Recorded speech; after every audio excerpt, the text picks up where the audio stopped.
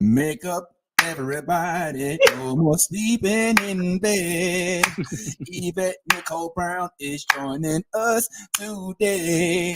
So go on and tell your friends, cause we gonna have us a good time. And it don't even matter if this song doesn't or does not rhyme. Woo! Hey! Hey! Hello! What's going on? You already know what it is.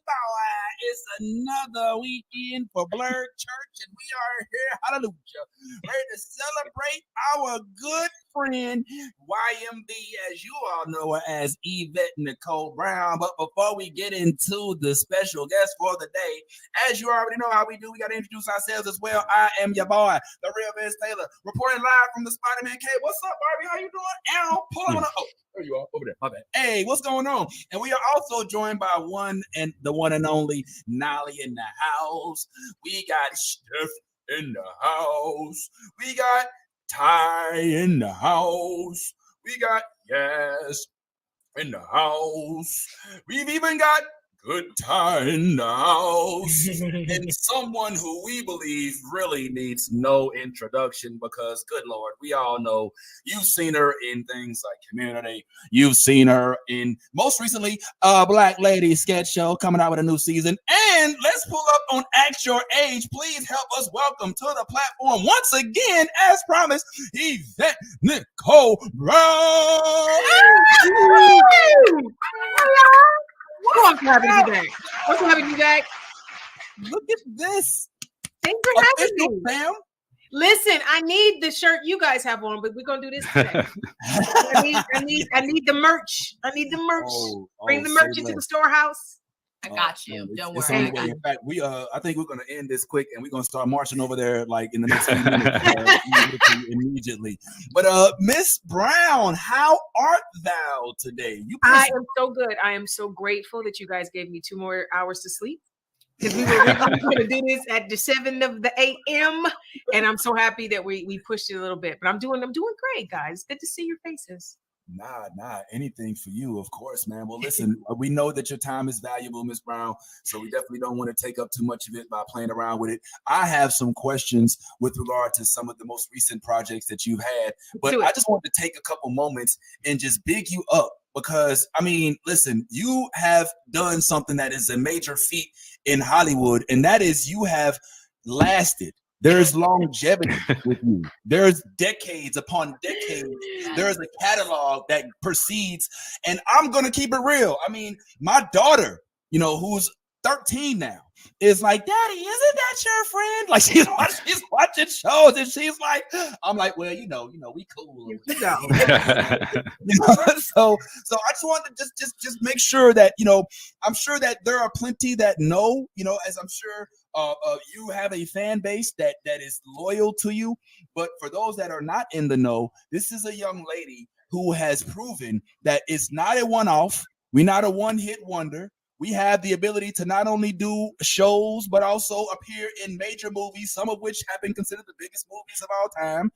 And in addition to that, we have cross-culture appeal.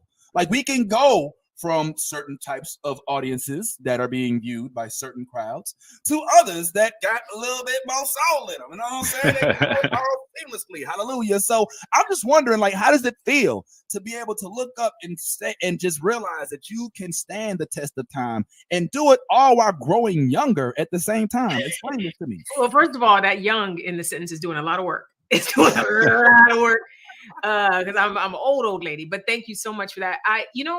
I am so amazed that I've had the career I've had. Anytime, like even you guys asking me to come back, I'm always surprised and just so humbled that anybody wants to talk to me or find out what I think about something. Like this is it's a dream come true, and it's nothing but God. I don't take any credit for it because I think I said this last time we were together. I'm not supposed to be working in this business. I'm of a certain age. I'm brown skin. I'm got natural hair. I'm black. I'm chubby half the time. Like it just ain't none of this supposed to be working out for me. So it's just really just a testament to how good God is and how kind people are that I get to have this career. I don't take it for granted at all. We will not do any Yvette slander in here, Barbie. Yes, we so don't you sit here and try to talk about you like that. We know that blossoming. And so we sincerely adore you and appreciate it. But yeah, man, that must be like in itself. Just to kind of kick things off, and then Steph, we'll throw some things your way. My fascinating lies in the ability to have cross culture appeal, right? Like in our realm, just with being what we call ourselves blurs. Listen, I'm gonna throw it out there. We posted something of a clip with you in it where you were breaking down the meaning of having blurred them in your lexicon. And of course, it's immediately met with the anti-woke mob and you a millionaire, Tony, this, that, third. So it's a feat in itself. It's a talent. It's a skill set to be able to say, listen, I can easily go in front of, certain cameras that may be filmed for, Disney Plus or whatever. And then at the end of the day, I can go on over to Bounce. Right, we can have a good old time, and we'll roll bouncing on up. So, do you think that is something that is underlooked? Like in a sense, that requires a certain skill set, does it not? I think it requires that you actually like people. I think it requires you to be professional, and I think it requires you to have very thick skin. Because this business is, especially for us, is rife with microaggressions and the need to smile, though you want to choke somebody out because of some foolishness. And just understanding that it's bigger than you. When I came in this industry, I was aware that wherever God took me, it was an assignment, right? And that is, if it's in a commercial set or it's on the set of Avengers Endgame, my goal is to be of service and to shine a light and to be a refuge for those that need him on a set. And so everywhere I go, I'm looking for what my assignment is. Now, while I'm there, I'm also acting or cracking jokes or doing whatever I need to do to keep the job. But my job there is not the job. My job there is not the lines. And so what I found, and not to turn this into church, but it's right before Easter when you're filming it. What I found is that when God can trust you, he will let you go a lot of places. He knows that when you get there, you will do his work and leave the glory to him. He will allow you to go places. And so I am proud that most of the gigs I've had have become repeat appearances, not because they were repeat appearances originally, just because people said, we like her. Let's bring her back. That's how Drake and Josh happened. That's how Black Lady Sketch Show happened. There's not a lot of people that return on Black Lady Sketch Show not doing the same sketch. Wow. You know what I mean? So I think it's that's what it is, and it's not me. It's just being on assignment and doing what God calls me to do. Amen to that, Tyrone. Yeah, and with this the thick skin, the liking people. Now, one thing about you, it's very obvious who you do not mess with and who you do not like in this world, and I respect that so much because not a lot of people in your position will be politically vocal or socially vocal and take stances on things. And I noticed that's something that you do very well. And your troll hunting skills are admirable and are some of the best I've seen. But was there a point where you were like, no, I can't keep this inside. I have to be vocal about this and I have to take a stand? Or was that just always in you as you were growing? It's from birth. It's from birth. My mother raised me to be politically aware. She raised me to be civically minded. She raised me to fight the good fight. And then, growing up, my dad was Muslim for a while. So I grew up hearing Malcolm X. I love Martin Luther King Jr., Stokely Carmichael. I don't let Disney fool you. I'm a Black woman. I'm a Black woman from East Cleveland, Ohio. And I love people and I love to share the light of God, but I don't suffer fools gladly. And I always call a spade a spade.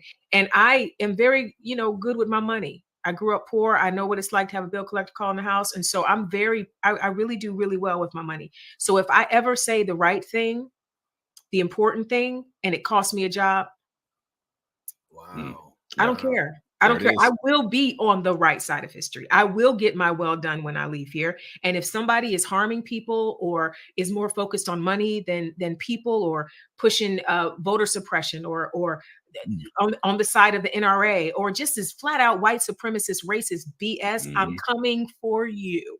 I will use every platform I have to come for you. And I don't care if you like it, and I don't care if you like me. That's where I've gotten now. 50 gets you to the point where you no longer even care if people like you. It's nice. It's nice if you think I'm great, but I don't care if you think I'm not, especially if the reason you think I'm not is because I told you the truth about your nastiness. I don't know. You don't have to like me. You don't have to. All right, General Yvette. I'm gonna start calling you General Yvette. Listen, Yeah, I'm ready to follow you in the battle. Well, we in the fight of our lives, though. I'm turning my phone off. Oh, We're in the fight of our lives, and people act as if this is a game. It's not. And that's why I'm always pushing for voting, because if you watch what's happening right now in these cities where they're banning books and removing tenure for teachers and telling teachers you can't teach about the truth of this nation or we're going to snatch your job. So people got to eat. So people are now afraid to tell the truth. So what are we building here? If we knock down all the truth tellers, what are we building? Or we're expelling black congressmen in Tennessee. I was just about to say, we dispatching Yvette to Tennessee immediately. You know what I'm saying? And the whole YMB army is coming right behind her too. So I'm sure you saw that with the Justins and with the Tennessee. Yeah, and it's been the biggest fight I've been fighting on Twitter recently has been about this the myth of white supremacy, right? Like I used to think that the racist white people I would encounter knew what they were doing and were aware, and most of them do. They are aware. They know they're hateful, and they racist white people are hateful. That's evergreen tweet meme. It's true. But what I've learned, and I learned this after the Hillary Clinton debacle, when I found out so many white women didn't vote for Hillary Clinton, which is foreign to me, because if you put a black woman up and she's as capable as Hillary Clinton was, every black woman is voting for that black woman. So I didn't understand how we could have this amazing white woman who looked like them, was a good woman, was a smart woman, was the most qualified person to ever run for president. And 53% of white women said, I just don't like her. I didn't understand it. So I started asking my white friends. I have a lot of white female friends. And I was like, Jen, Beth, break it down. Those are the real names. I ain't just throwing names out. Break it down.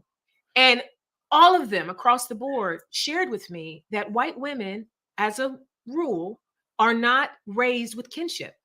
In the same way black women say, sis, I can see any black woman anywhere in the world and call her sis or nod at her and she's my sister.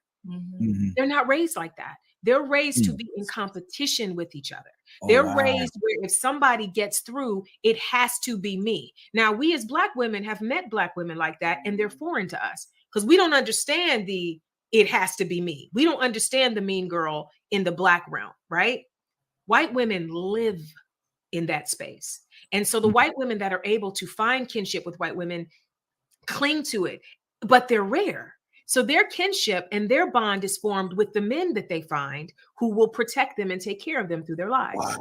Right? And that's why they will go into a voting booth and vote for what that white man tells them to do instead of what is right for the nation, because their protection comes from in that house because of the policies that man and the men like him will create. Where with black people, our strength comes from our what?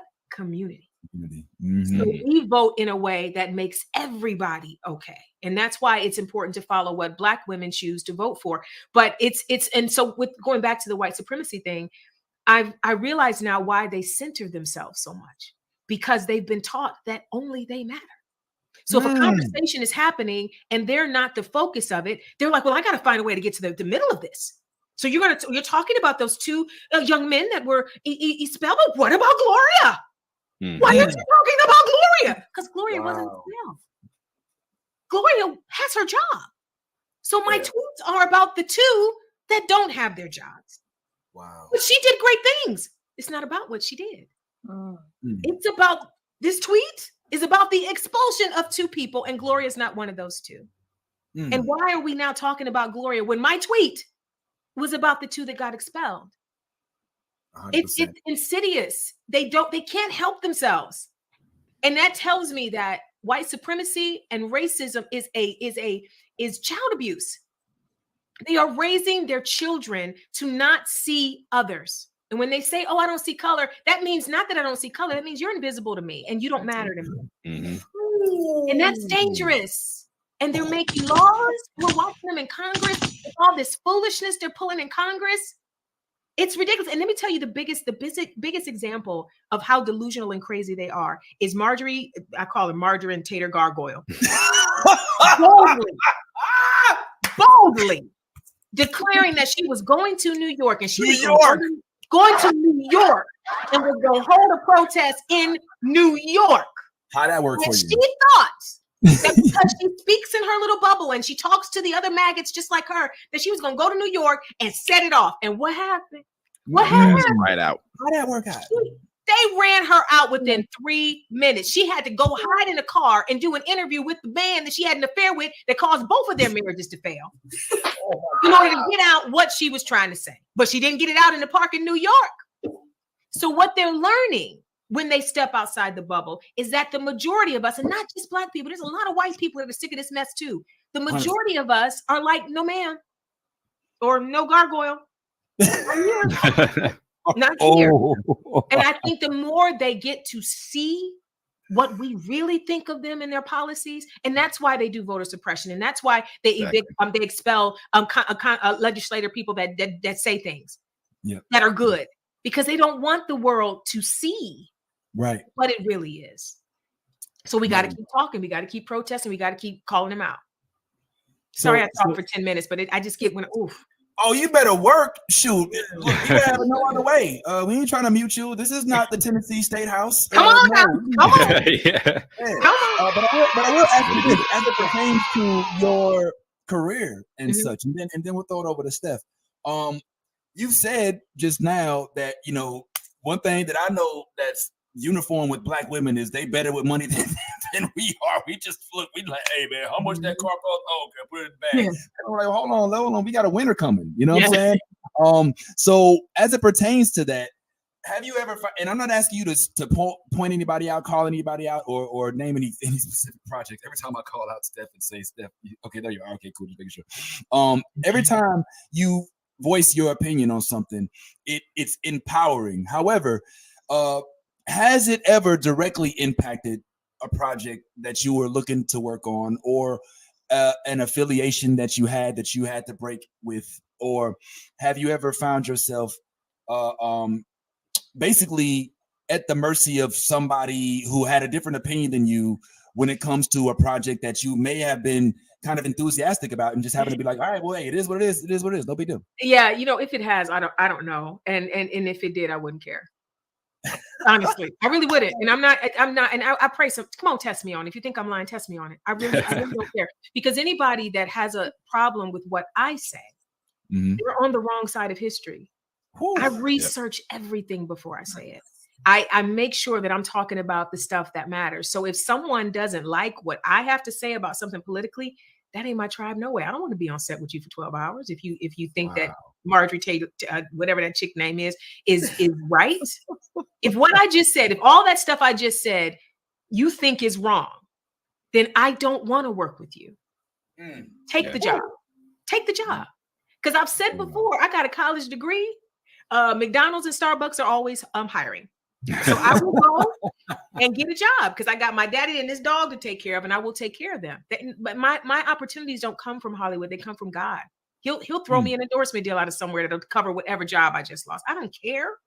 Nice. It's so rare. It's so rare in this business, though, especially we're comedians. Vince and I are stand-up comics, so there's a similar thing happening in comedy right now, where you got a lot of people who are deciding that the money is on the right.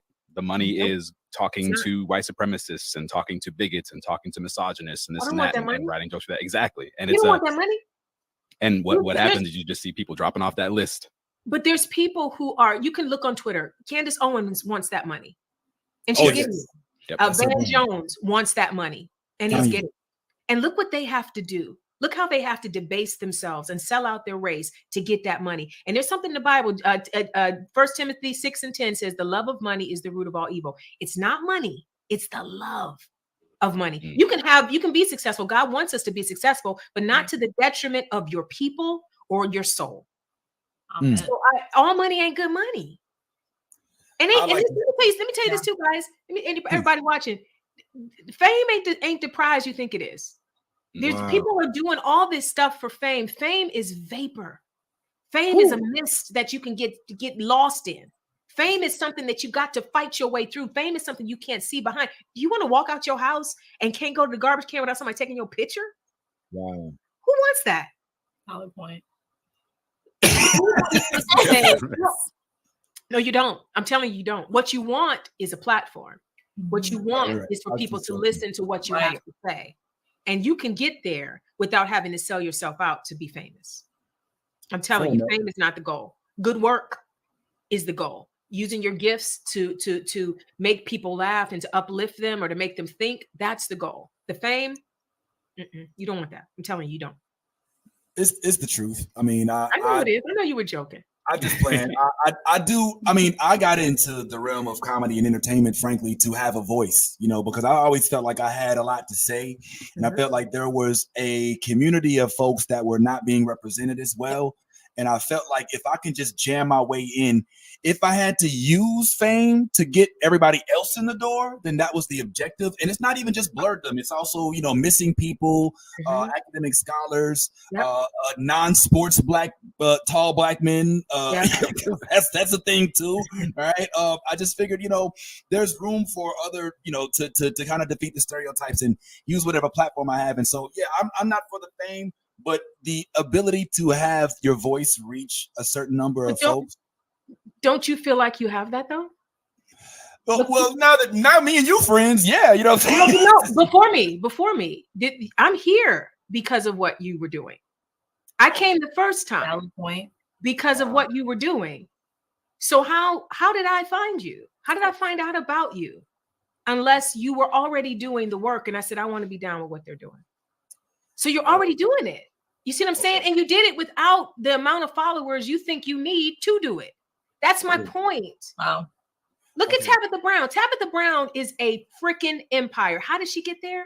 We were stuck in the house. And Tabitha started to just say, how you doing, y'all? What are you thinking about? And she was 100% herself. And she gave of herself. And now she's got TV shows, books, food. She's everywhere. And she didn't have to do anything to chase it, but be herself and do good work. And that's exactly what you all are doing.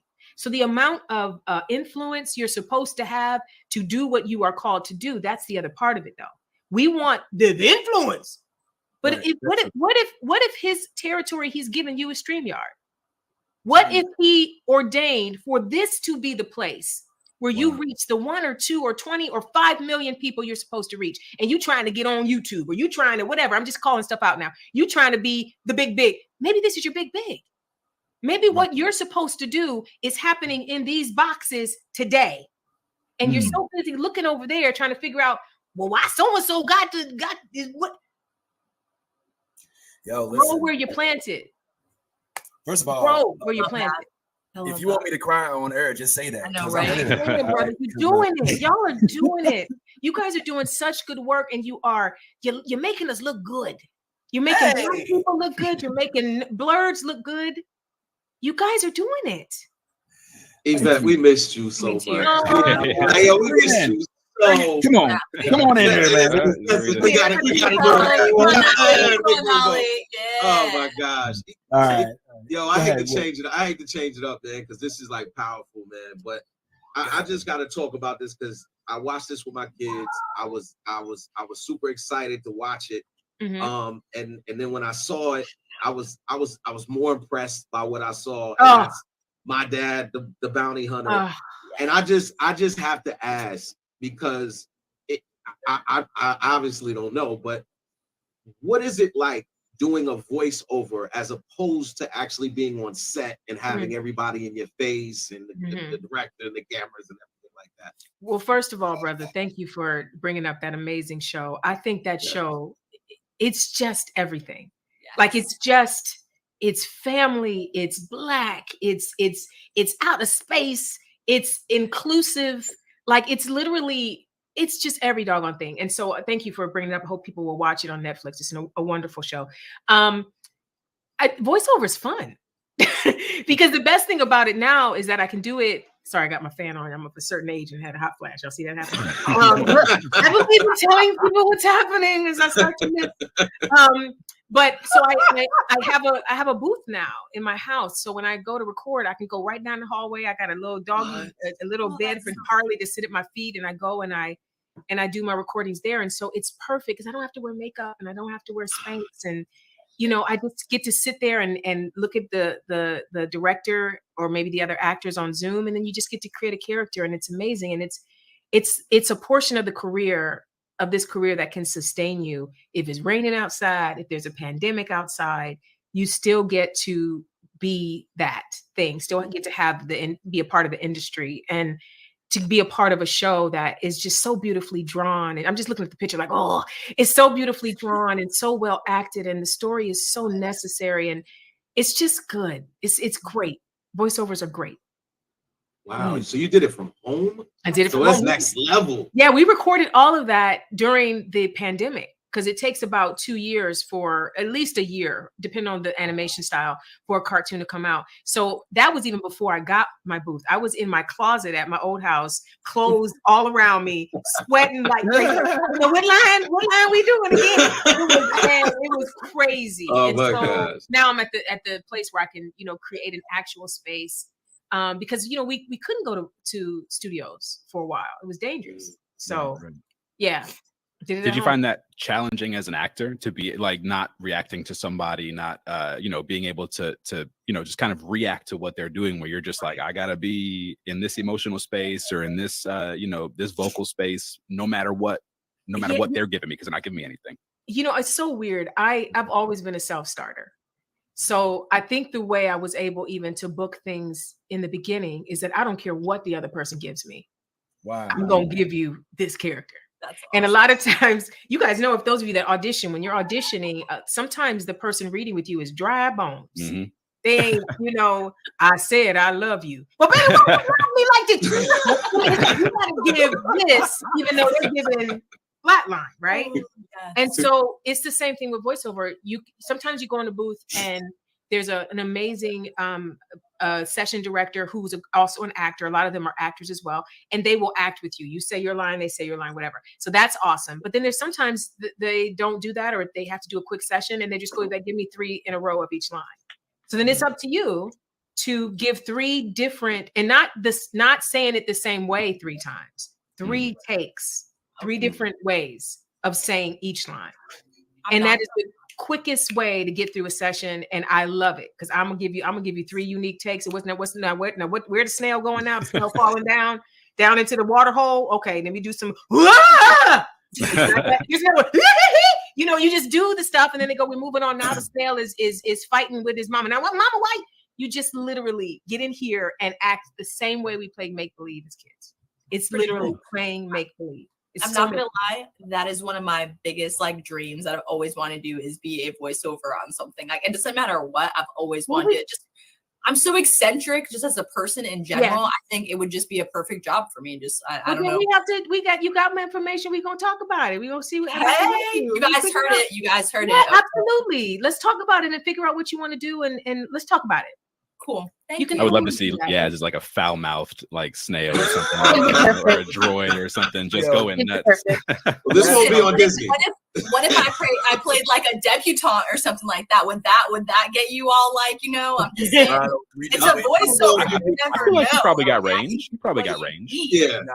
I think Yaz would be probably maybe 4 lines in before it just turns utterly crazy and just it would just. What you don't know is, we spent before you came on, and I respect your beliefs, so we don't want to go too far into this. But when Yaz talks to her mom, it's like every other word. Listen, she's like a sailor. Let me just hold on. Let me just redeclare this, just so it doesn't sound just perfect. My mom and I are to a point in our relationship where we have passed my raising and my that whole, we are best friends. I talk to her every day, all day long. My mom is my best friend. She's also my mom. So I have a level of respect for her that most people don't have for their parents. So when I do talk to her, she understands I'm not being as vulgar as I would be to my friends. It's just part of my vocabulary.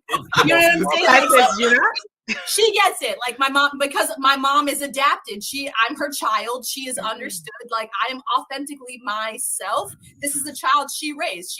That's how she's raised me. And she can't fault me for it, because she has raised me that way. So she's going to adapt Okay. Yes, Then Ty I'm is just about saying- to stroke out. Ty is I stroking know, out. but I'm just saying. Listen, I'm I'm just your saying. friend. I'm your friend, and I've never had anybody cursing me as much as Never. you do. Never. But she understands. She understands it's not in the same tone and like Oh my like God. way I would say it to you guys. It's Oh, different. man. Like I don't know how to explain it. Okay, I'm just saying. I'm 30. My mom and I are just past the point of like like she'll cuss right back at me. Like when I was talking to her, she was just like totally. You guys didn't hear how totally just nonchalant, just on to the next conversation. She has cussed her mom like, into submission. Like, she has no choice. At this point. no, I have not. Don't see it that Well, way. let me My know. Let me mom- say this. Let me say this. First of all, the reason however you talk to her and if she's okay with it is that's y'all relationship, and I think you like it. I love it.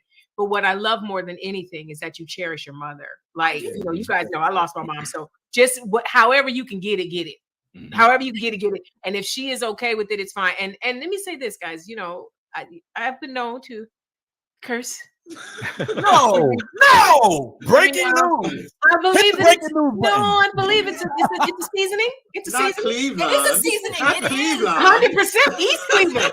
East Cleveland. Icy. Oh yeah, we back from a quick commercial break. Still live with the one and only Yvette Nicole Brown. Yay! Thanks for the sound effects, Ty. Big deal.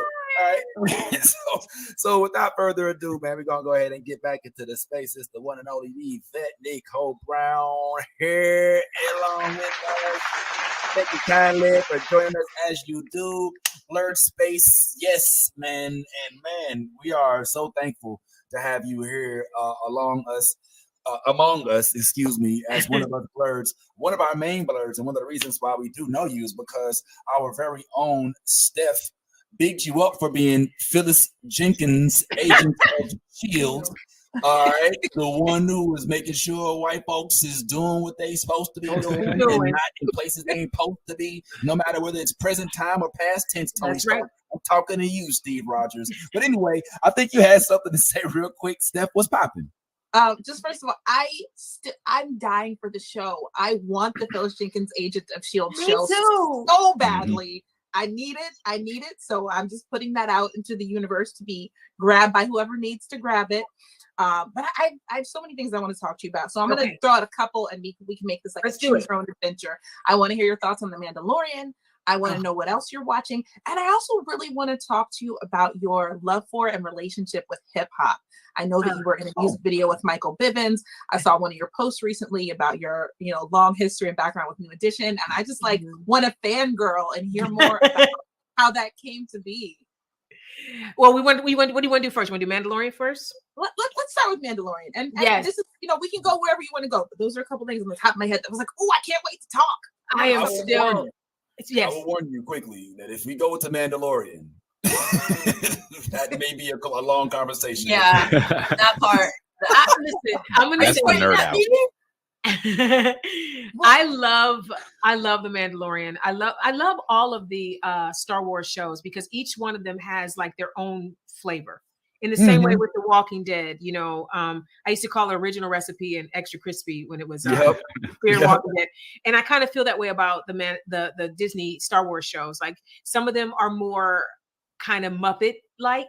Some of them are more dark, serious. It all depends. And I think The Mandalorian is like our warm, fuzzy one. Like there's important things that happen and there's battles and fights and all that. But at its core, it's really about Grogu and color and surprises like Lizzo and Jack Black popping in, and it's a warm fuzzy Star Wars experience, and I really enjoy it.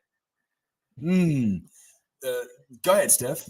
Oh, I was just saying I love that about this show. I really related to The Mandalorian much more than I usually do to Star Wars.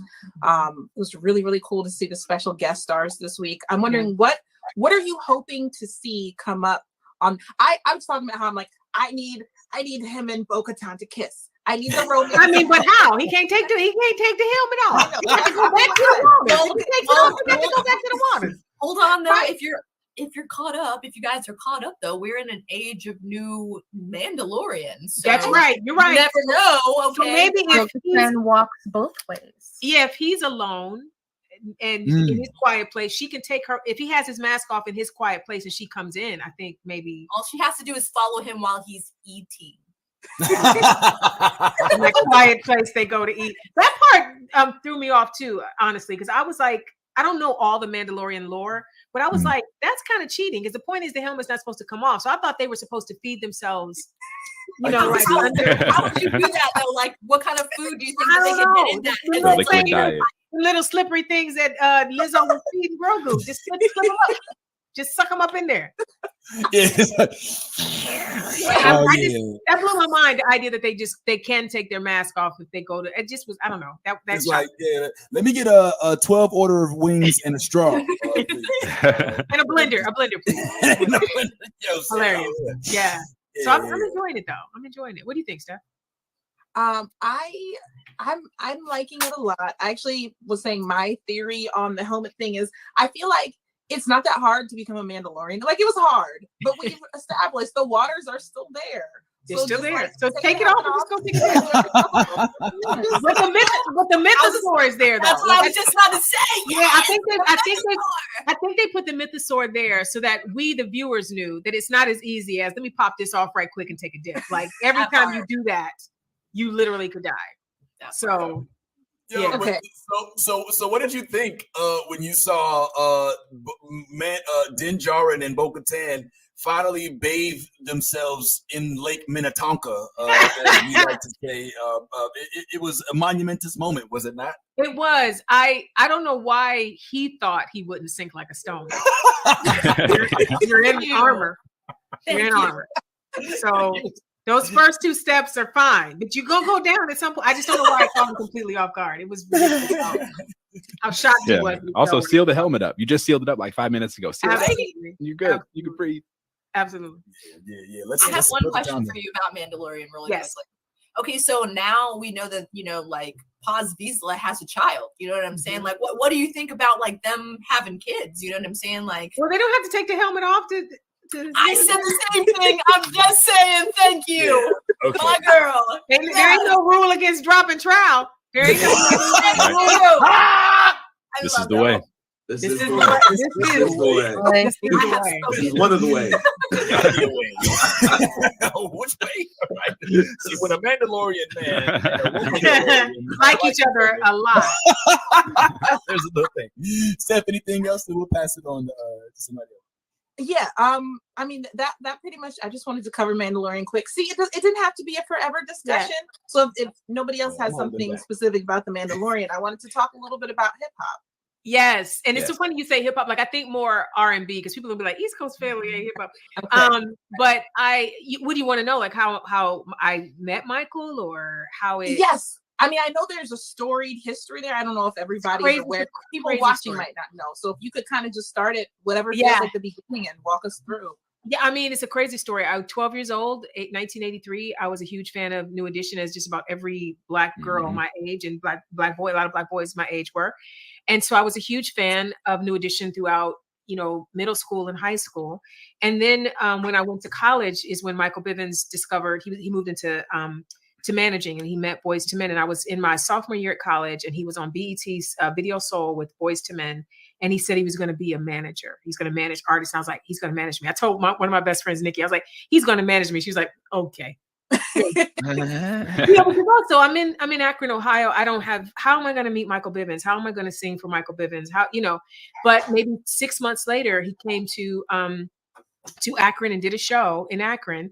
And I went to the show, found out from one of their bodyguards, Jeff Dyson, who I owe so much for my entire life. He told me where they were staying. He was like, I can't let you backstage, but they staying at this hotel. If you want to go and wait for him and sing for him, God bless. And that's what I did. I went and stayed in this hotel lobby till like 3:00 in the morning. He came in. I followed him through the hotel, begged him to let me sing for him.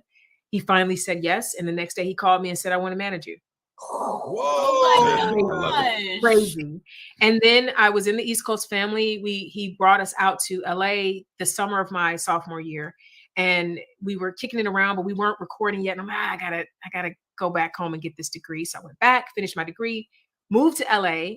And the music business, y'all don't know, I'm prudish. I'm Prudy McPrude is the way I joke. And so I'm always covered. If I ever was a singer, I'd want to sing about positive things, kind of like an India Ari type singer, which she didn't exist yet.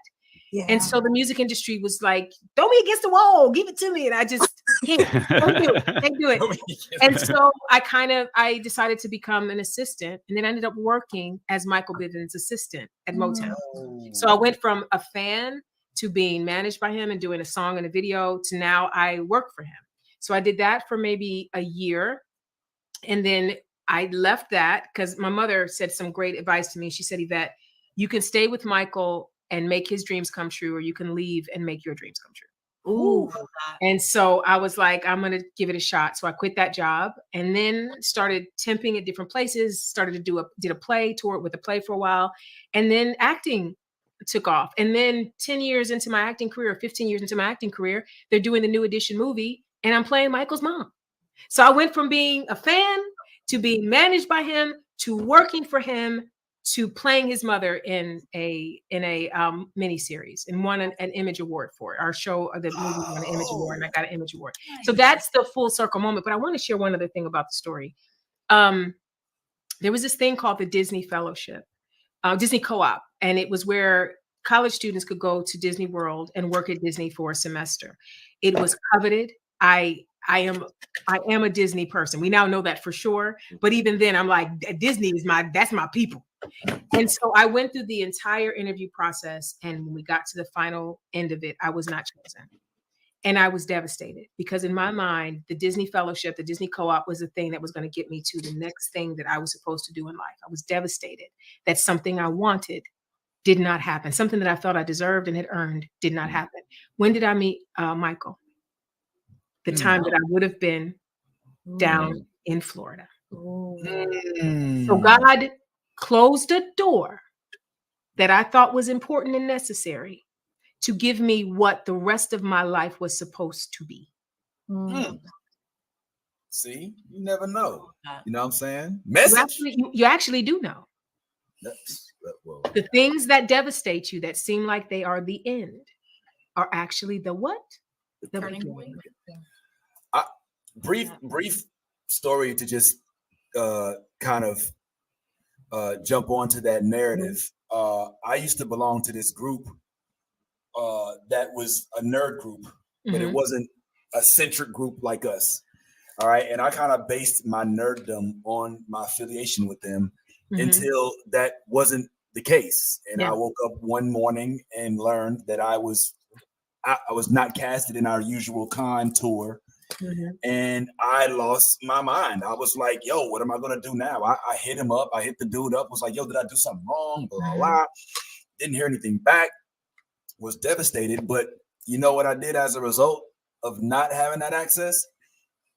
I contacted my best friend down here. I contacted my homegirl, Yaz. I said, yo, we're going to do our own thing. Not too shortly after that, Tyrone joins. My homegirl Steph comes out the blue. Nolly surfaces out of the skies. And here we are. You know what I'm saying? So it was through what a pivotal something dying. Yeah. That's the thing, guys. It's often the things that we hold on to too tight. The things that we think are, and it might line up with what the Bible says about you don't have idols. We turn things into idols. It becomes this big thing. I have to stay here. I have to do this. God's like, no, you don't. I watch me do a new thing for you. That's better. And you don't even see it coming. Did you know you'd be giving a sermon this resurrection Sunday? I'm always He's resurrecting us. That's just say I'm that. always available. If you need me, I'm there. I'm always available. All right. Well, we'll see you tomorrow at 11 o'clock. Right there.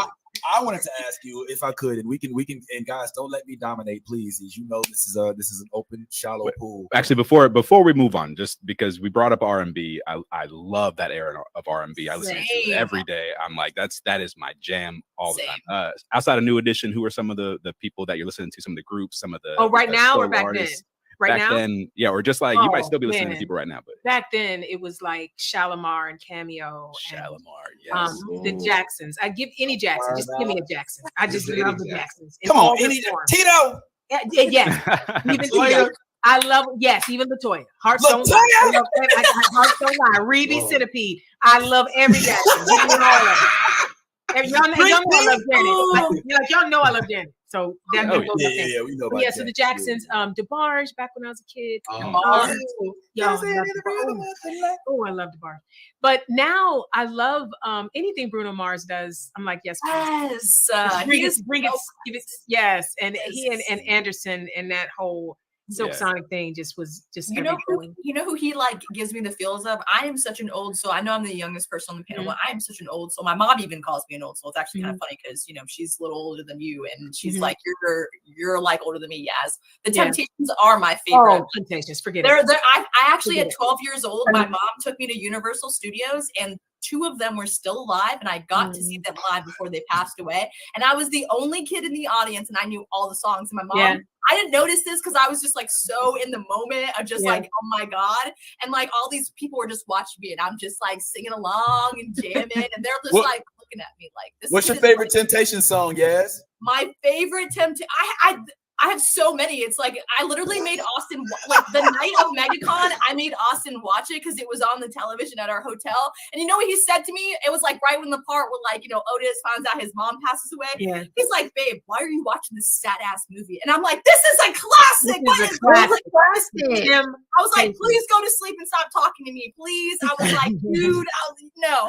And I was like, this is where shit gets real. You got to sit down. Like, I'm such an R&B girl. It's not, that is my playlist is R&B. Like when I'm in my office making t-shirts and stuff, it's R&B or reggae all day. Yeah. So, it's funny. I just had a moment like that. Cause my mother's favorite was my mother loved the Supremes, and my dad loves the Temptations to this day.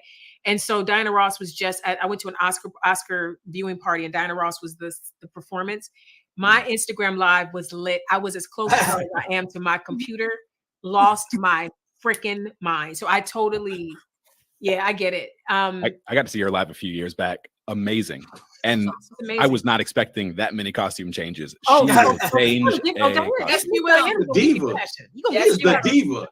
She's the diva. Oh yeah, absolutely. To answer your question though, if I can, I think My Girl and September are my 2 favorite ones. Oh, okay.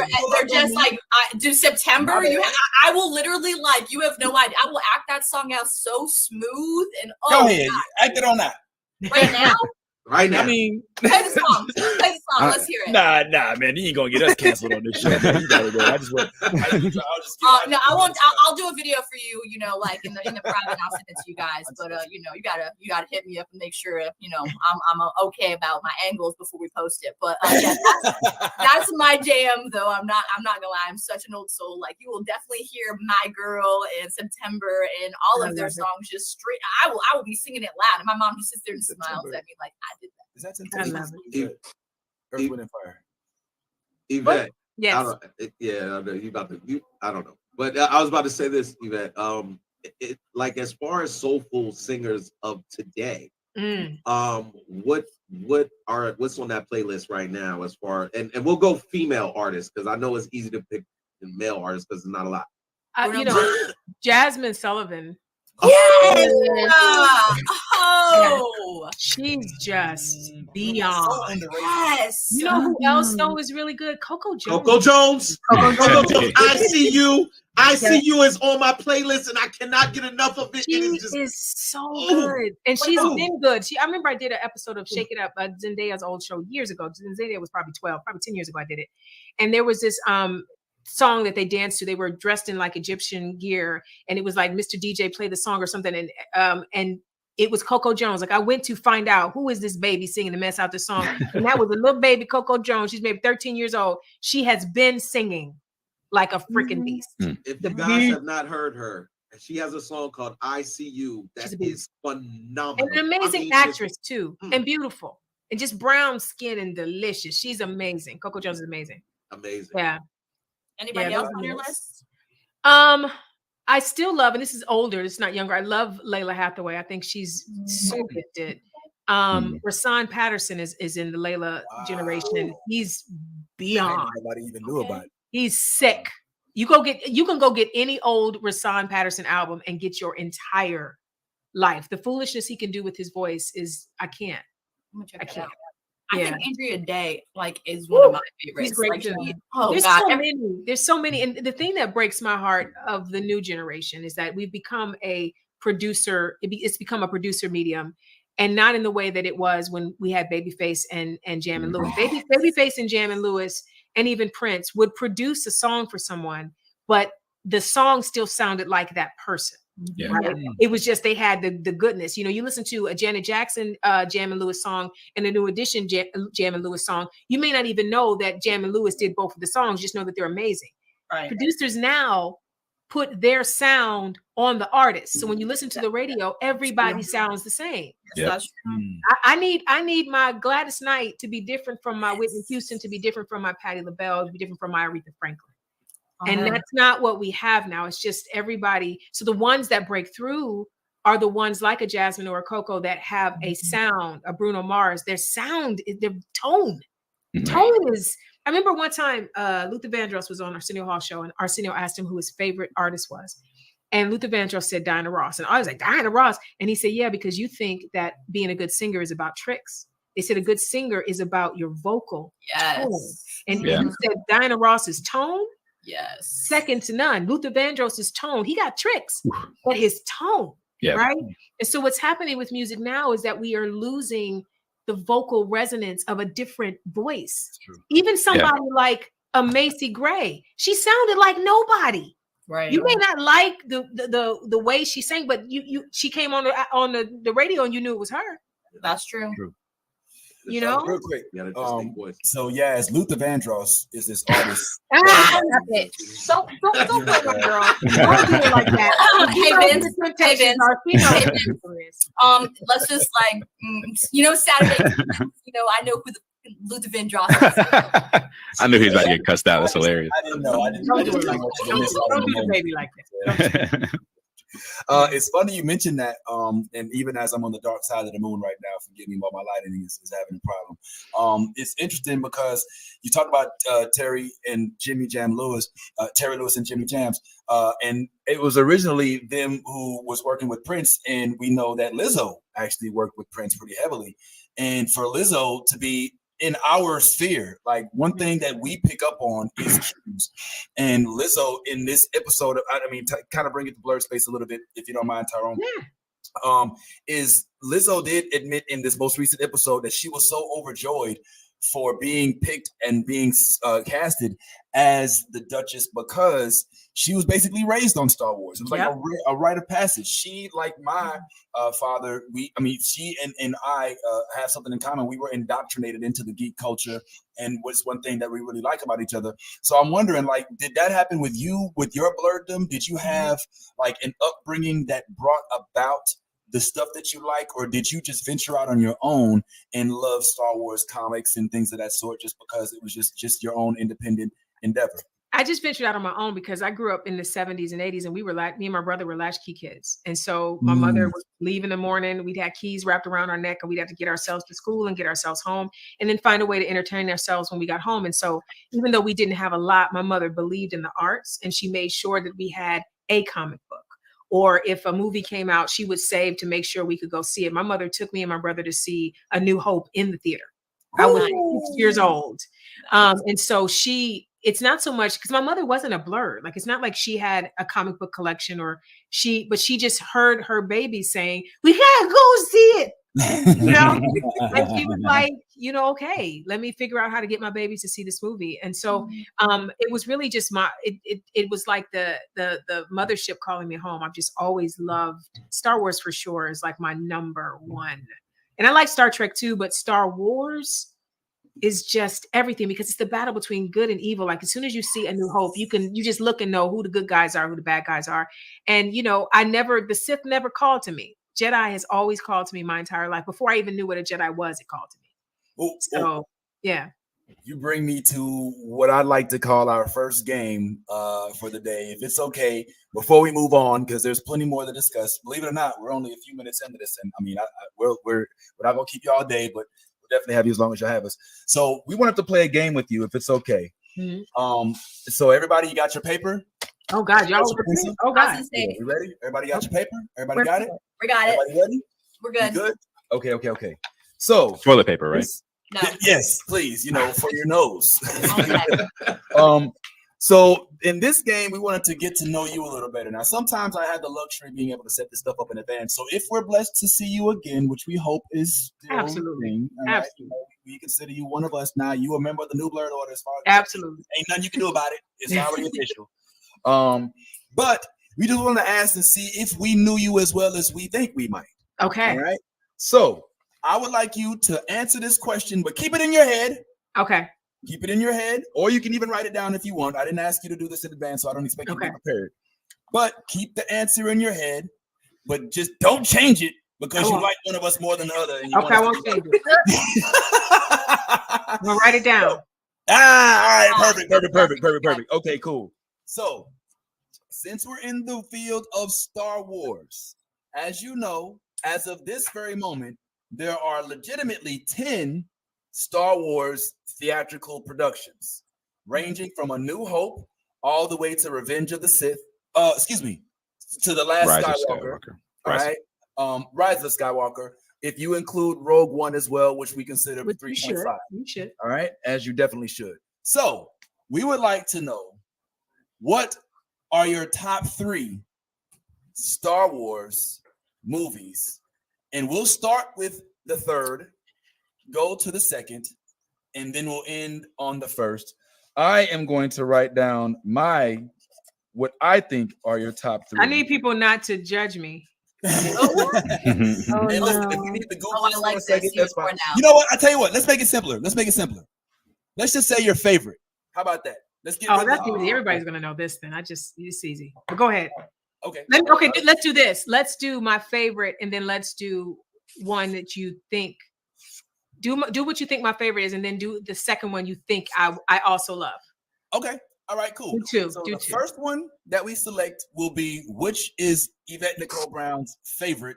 Yvette Nicole Brown, member of the New Blurred Order, by the way, for just adding that to her list of accomplishments. I'm sorry, let me stop. And then we'll go with the runner-up of what that may be. So starting with the first one, I will give you guys the 30-second Jeopardy.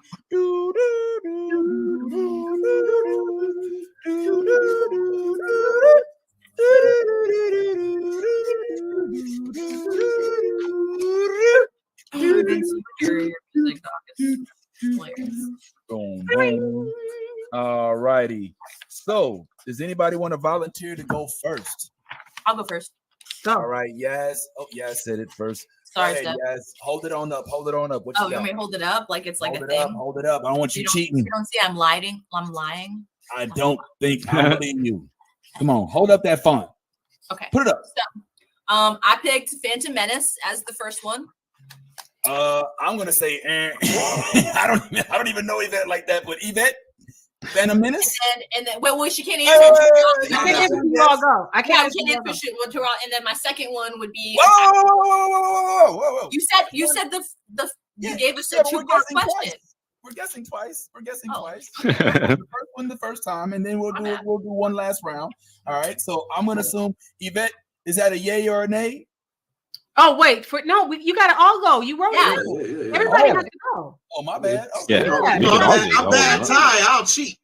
I'm gonna hold up mine. This is mine for her fave. Just go ahead and hold them all up. Hold them all up. I think this was her favorite. Well, that's what I had. Yep. Hold on, man. He crossed out New Hope. because that's what I had put first. That's the one with Lance. Stephanie, stop it. Okay, so I got, how many New Hopes do we have? We have one, two. I got Return of the Jedi for the first 3. My absolute favorite is A New Hope. Okay, so the first you guys didn't get that from what I just said? Lego Star Wars Summer Vacation. Okay, so what's the second one you think? Well, I mean, I was going to say New Hope, but she said Tyrone is saying Return of the Jedi. I said Attack of the Clones. And then she says the one with John Boyega. That's going to be this is what it is. This is the truth. Okay. A New Hope is number 1 because it's just the first time the world was created. And the second is kind of a twofer. I really do love the Phantom Menace because I know people hate it. I know they hate it. I love it because I like to see how it all began. But I love Attack of the Clones because I love the love story and I'm in. I'm a girl. I'm in. So it doesn't mean that I do love Return of the Jedi too. Return of the Jedi will probably be 4th on the list. Wow. But actually, Phantom Menace and Attack of the Clones are so intertwined in my mind. Like when I watch them, I watch the two of them together. So yeah, is that what you said? What did I say? What did I say? In order? Yeah, you got it. Yaz gets me. Yaz gets me. All right. Yaz. What's your Cash App? Yaz, I'll shoot it over to you. And I also love The Force Awakens too. That would be like.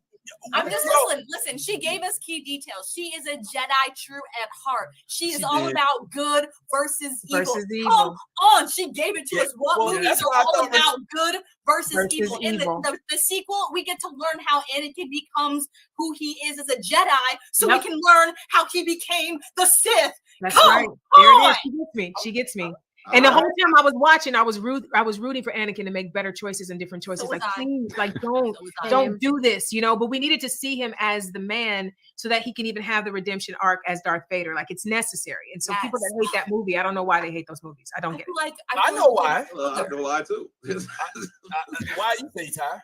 The special effects were great. There was a lot of stuff. The acting wasn't great. It was the story. It wasn't about the acting. It's so much bigger. It's so much bigger than your little nitpicky moments. Yes, it was the story and how it all connected everything to like what it became and what it absolutely. Absolutely. You are a woman after my own heart. Thank you. I attribute, and I've said this on here before, I attribute the hatred of the prequels entirely to the hatred of Jar Jar Binks. Yeah, but you know what? Let me say this. Ahmed is my friend. Ahmed he has his redemption arc now, which I love. Oh my God. I could not be happier for him 100%. that he has now had his proper place in the Star Wars canon, because 100%. Without him, we don't have Grogu. Exactly. We don't do Grogu. We don't know Grogu. And I think Grogu has, in the same way I felt like Ted Lasso saved a lot of our hearts during the pandemic, that doggone Grogu is the reason that some of us are still okay and believing in goodness. So yes. Mr. Best, hats off to you. Yes, we took a half of an episode to just I bet he needed it. He deserved it. He deserved it. And I mean, and the fact that and the fact that he was originally just his arc is so like underplayed. The fact that he was driven to almost suicide because of the trolls.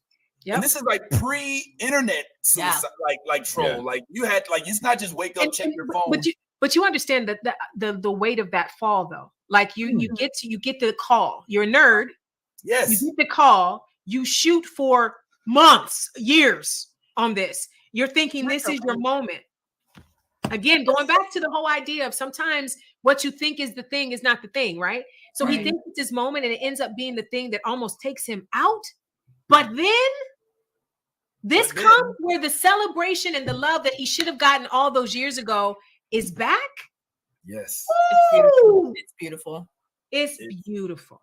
It's, and his story is now canon. You know what I'm saying? Now the only reason Baby Yoda Grogu is safe from Order 66, where they basically kill all Jedi, is because this black Jedi with dual wielding lightsabers, one of which he picked up from the elevator, was like, "Yo, nah, not today, Satan. Not my Grogu." I just got chilled. Yeah. Can we just talk about how there's only 2 that we know of black Jedis, and he is one of them, other than Samuel L. Jackson. Yep. Well, are there more that you know of? From that period. That's what I'm saying. From the beginning of Star Wars, those are the if you think about it, they are the pivotal. We just didn't know that he was an actual Jedi because, like you said, he was Jar Jar Binks, and as comedic as his character was, he was so important and integral, and we all loved him like that. He was. I don't know how the trolls got him to not understand. I don't know why people hated Jar Jar either. I'm sorry. I know that hit me in the Twitter. I don't care. I like Jar Jar. I don't understand it. The universe the galaxy is full of just weird little creatures that talk weird and walk weird and look weird. But you gonna pick on the black man? This is horrible. Are you kidding me? Yeah. I do want to real quick shout out the woman from Obi-Wan. Because she was in the Jedi Academy at this point. She was a youngling. She wasn't an Inquisitor. Tyrone, yes, she was, but yes, but I think we didn't know that. We didn't know that also, but I think we're speaking in the term of the heroic Jedis. You know what I mean? Like I can't. Although I love her, and she caught every. I don't know. Now we're gonna talk about every. Yeah, she got a lot of hate too. Undo. But we know why. We know. Of course, we know why. Of course, we know why. And she played the shit out of that. Yeah, she was a bright student. Did you like her character arc though? How she like started out bad and then like she turned it over. Did she start out bad though? I did. Well, she started off. We knew that we thought of. She was painted to be the villain for sure. Yeah, but she was undercover. We didn't know that. I'm saying, but this leads me. First of all, I gush on the inside at your Star Wars knowledge. It melts me. Man, so it's hard not new to this. Come on. I mean, my bad. You know what I'm saying? We peeling away layer per layer. You know what I'm saying? But the fact, I'm not gonna lie. Like I originally, my favorites are in the original the original three, because of the fact that I attach them to my youth. And I think a lot of folks do that. You know what I'm saying? Our favorites will typically be a trip. So the fact that you pick stuff from like the turn of the century, I think is admirable. Yeah, because go ahead. Go ahead, please. I think the reason I do that is because I love the world of Star Wars. I think some people are purists. It's the first three or it's the last three. If you love the world, love the world. Yep. Please. Like enjoy the world. And I wanted to say Moses. I wanted to say her name. My brain had a glitch. Yeah. But Moses was in Obi-Wan Kenobi, and she's brilliant. And she's brilliant in everything. She's an amazing actress. Yeah, listen. Pull up braids. Hello, Jedi with the braids. I'm with it. But oftentimes I like to remind people that when you crap on the prequels, you're crapping on Darth Maul. Yep. A dual wielding lightsaber. Mm-hmm. You're crapping on Naboo. Yep. You're crapping on Qui-Gon. Yeah. You are now you go. Come on. You're crapping on the Obi-Wan origin story for lack better of. You know what I'm saying?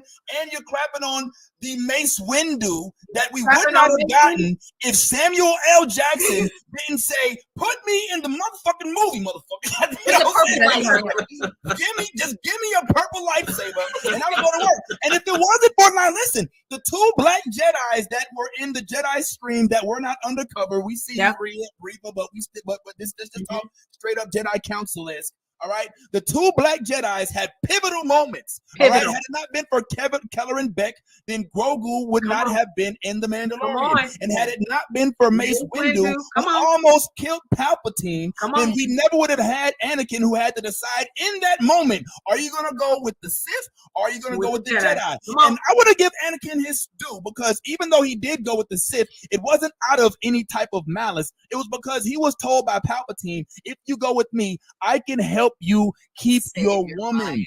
You know what I'm saying? So it was all about love at the end of the day. And it wasn't his fault that he poked up on old boy from Pulp Fiction. He was like, "Listen, I will strike down on thee with the," you know what I'm saying? And I will say this in closing to my TED Talk.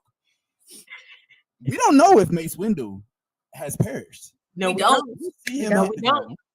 No, we don't. Listen, and he's getting older too, and he's aging just rightly. So if we do have a cameo, it will be so crisp because we'll wonder where he was. You know what else I want to say? If we didn't have the prequels, we wouldn't have seen Yoda for the first time with his lightsaber. Oh, pull up. Pull up. And that actually creates everything that's happening with Grogu, because we've already seen how fast they can move. Oh yeah. And now whenever Grogu does his little flip. Well, I mean, we also saw that with Lizzo and her little fish, though. He was absolutely. He was like, "Oh, we getting food."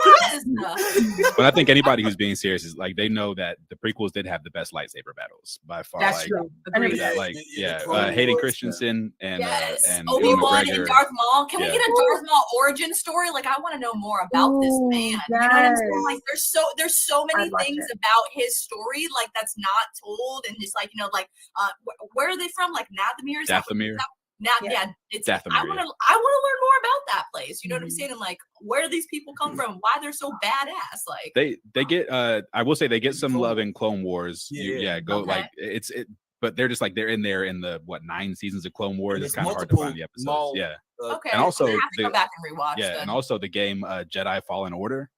You get to go to That's Dathomir true. and learn about like the history of that planet and stuff. And That's there's true. different It's, types. really- They're not all humanoids. You know what I'm saying? Right. Like That's it's what I'm a whole curious thing. about. There's so many things I have questions about. I Yeah. need the answer in Star Wars. It's so Yvette- vast, and they keep building it out, and it's just amazing. Yvette, No, what's your that brings- thoughts on the? Oh, go ahead. Go ahead, Ty. Please. I was just going to say, what's your thoughts on the upcoming Ahsoka series? Like, what do you think?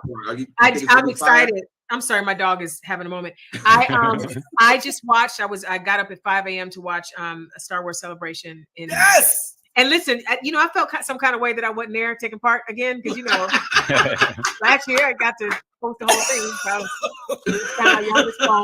I was gonna do it without me. But it was in the UK. I got it. But I can't wait. I think Rosario Dawson is perfect. And I know Ashley Eckstein, who did the voice, and she's, I imagine that it's kind of like, dang, I did the voice all these years. But Rosario Dawson so perfectly embodied who this character is. And I love her popping up on I can't remember if it was Boba Fett or Mandalorian. Boba Fett. Thank you. And I love the crossover. Everybody just kind of being everywhere. You don't know who you're gonna see. Yeah. I love it. Yes. I felt like even though she had done the Mandalorian last season, I felt like on Boba Fett we got to really see more of her spirit and how Rosario was going to play her. And I think it's just genius. I think it's genius, and I can't wait to see the show. Can I ask you a question? Sure. If you ever got the chance to have a role, what would it be, and what would it be? Would it be a series or a movie you would like to play in Star Wars? Oh, I'm not greedy. Whatever they gave me. I mean, listen, I've been a Lego in Star Wars. Whatever. Lego's a big thing too already. Listen, I feel like they can bring Lieutenant Valeria into something. I mean, she exists. It's canon. I know it's Lego Star Wars canon, but she exists. Yeah. And she knew in Star Wars, the holiday special we did, Summer Vacation, she knew Obi-Wan at the era that he is in the Obi-Wan series. So if they come back and do that again. Hey, You hear that, Disney? Hello, Dave Filoni. Real quick. Yeah. What's And your, listen, y'all don't think I wasn't looking at Lizzo like, really? Y'all couldn't. Happy for her. Don't understand. She's like, I've been right here. This But I'm whole like, time. I got braids. I can do a headdress. Like, what's up? Holla at your girl. But I don't want to be greedy. Like I'm so happy for her, and I know that it means a lot to her, so I'm happy for her. But I did raise an eyebrow. Like I want to be on the Mandalorian. all right, this is something we'll learn about your personality a little bit. What's your lightsaber color? Yes. Oh, it's green. It's green. Of course, it's green. I knew it was green. I knew You it guys was knew it was green. And I went and did the whole thing, and I gotta post the video. I cried like a baby when I made my lightsaber. Really? Oh Oh, god. at Will Galaxy's you Edge? guys tag us in that video? The whole adventure of it, because I don't want to give away who people that might go and do the experience. You have to, if you love Star Wars, you have to save your coins and go do the experience. There's a moment at the end of the experience that I really felt like I was in the moment. I felt like I was literally there getting my lightsaber. So, and then the color I chose, and then the moment, it was just, That place is amazing. I went there and spent all day in that one small area of the park because I was so just great. enthralled Did you get the Ronto wrap? You ain't lived till you got that Ronto wrap, man. If you eat meat, get that Ronto wrap. See, I didn't, and I'll have to get the next time. But I did. delicious. When we did go to the cantina, we made reservations at the cantina. Yeah. We hung out in there. That was It's next so great. level. Now we live. Yaz, Nolly, and I are still up on the I-4 corridor. We still live in the Orlando area. If you come back, let us know in advance so that we can. Please. I'm gonna be there for Janet's concert, but I'm only there for a day. Like I get there, a red eye, see the show, fly out the next morning, so I don't have time to. No worries. Well, next time you have time and you're in Orlando, Florida, please let us know so that we can all nerd out together. Absolutely, y'all be safe. Y'all be safe in Florida because y'all governor is crazy. Lord, hate black people. I covered up We're in my not house. talking about that. I think you mispronounced emperor. He is Palpatine. That dude is Palpatine, man. That is Yeah. Right, and people in Florida. other states are like, he needs to be president. And I'm like, okay. like all Oh, these people in bills, this state are saying that. all these bills. Other states are saying it too. You know, Well, he he's got passed a signs bill. around saying- He passed a bill to end tenure if the teacher doesn't, the professor doesn't teach the way he wants. He wants to get rid of Black Greek letter organizations, Black or anything that is Jewish, Black, gay, gone. It's woke. It's We still can marry without 999. Pick it permits upside down. It's now. still Yeah, 666. I know that man is real.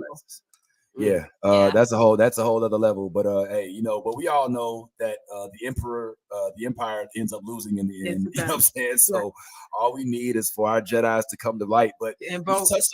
touched on the subject earlier, and by the way, I'm wondering because there's no Galaxy's Edge in the Disney in Yes, there is. Disneyland. In Disneyland, there is. Yes, there is a beautiful one in Disneyland. Okay, What? okay. Oh yeah, y'all didn't know I'm sorry. Yeah, I've we been have in one here. California in my adult life. So And I'm now I kind of want to go to the Florida one, Disney World, to see how it's different. Maybe I can find out online. Okay, see, I thought Ours is expansive. Like it's amazing. Oh, out it's here. expensive. We're ours That's expensive. why let us know. For Florida ahead of residents, time. it's not really a deal. okay. Yeah, in Florida, it's one part of the Hollywood Studios. It's like a Yeah. smaller part of it. But Oh no, I it's still spend the whole day huge. there. Disneyland is huge. Okay. So, but you touched on something as we were talking about the limited world of which Black Jedis are so heralded because of the positions that they've held. They literally own pivotal moments in the Star Wars universe. Mace being the one that made the Empire. If it wasn't for Mace, he would still have his head uncovered. You know what I'm saying? Like he was the reason why he no, you not. You know what I'm saying? That whole little series. All right, I'm there now. But that happens in a world where that was socially accepted, mainly because I believe Samuel L. Jackson had already been known and didn't have to deal with the whole, oh, you trying to change the color and race swap. Whereas nowadays we have women and men that are facing all of these different backlashes just because of the roles that they play. One of which, if I'm not mistaken, you had the pleasure of even meeting on a set. And I'm just wondering, like, is this something that will pass? Are we at a pivotal moment in time, as you believe? Or do you think this is just as American as apple pie? And as long as we are in the United States, which ultimately was not a country that was made for us, by us, it's one that we are forced to be in and have since assimilated. Is this something that we have to deal with? Or are we going to have to basically all ship ourselves over to Ghana and say, listen, let's recreate our own selves in a manner that we're accepted in all forms of fantasy, fiction, and anything, instead of having to try to forge our way into things that we're not accepted? Well, this country was built on systemic racism and white supremacy. So I know some people thought that we were post-racial after President Obama was elected. I knew we weren't, because I've been Black in America long enough to know that racists don't change. Right. They don't. The only thing that was different is that they weren't empowered. And then that the orange imp came in and made all the hateful things that they really think about us, brought it back to the forefront. So I don't think it's ever going away. I don't think no matter who's elected, there's still going to be a segment of the society. I hope that it'll be a smaller segment of society that thinks that we're animals and 2/3 of a creature. The idea that there's backlash because a Black woman is a mermaid, right? Don't exist. Right? A Black woman is Tinkerbell. Shout out to Yara. Or an elf. You know, fairies don't exist. Right. So I don't understand. Even when we go back to Star Wars and what John Boyega went through, we're watching a galaxy full of all types of creatures, but we can't have a Black woman. Right. We can have it. I saw somebody on the Mandalorian. She had little tentacles coming from her cheek. She went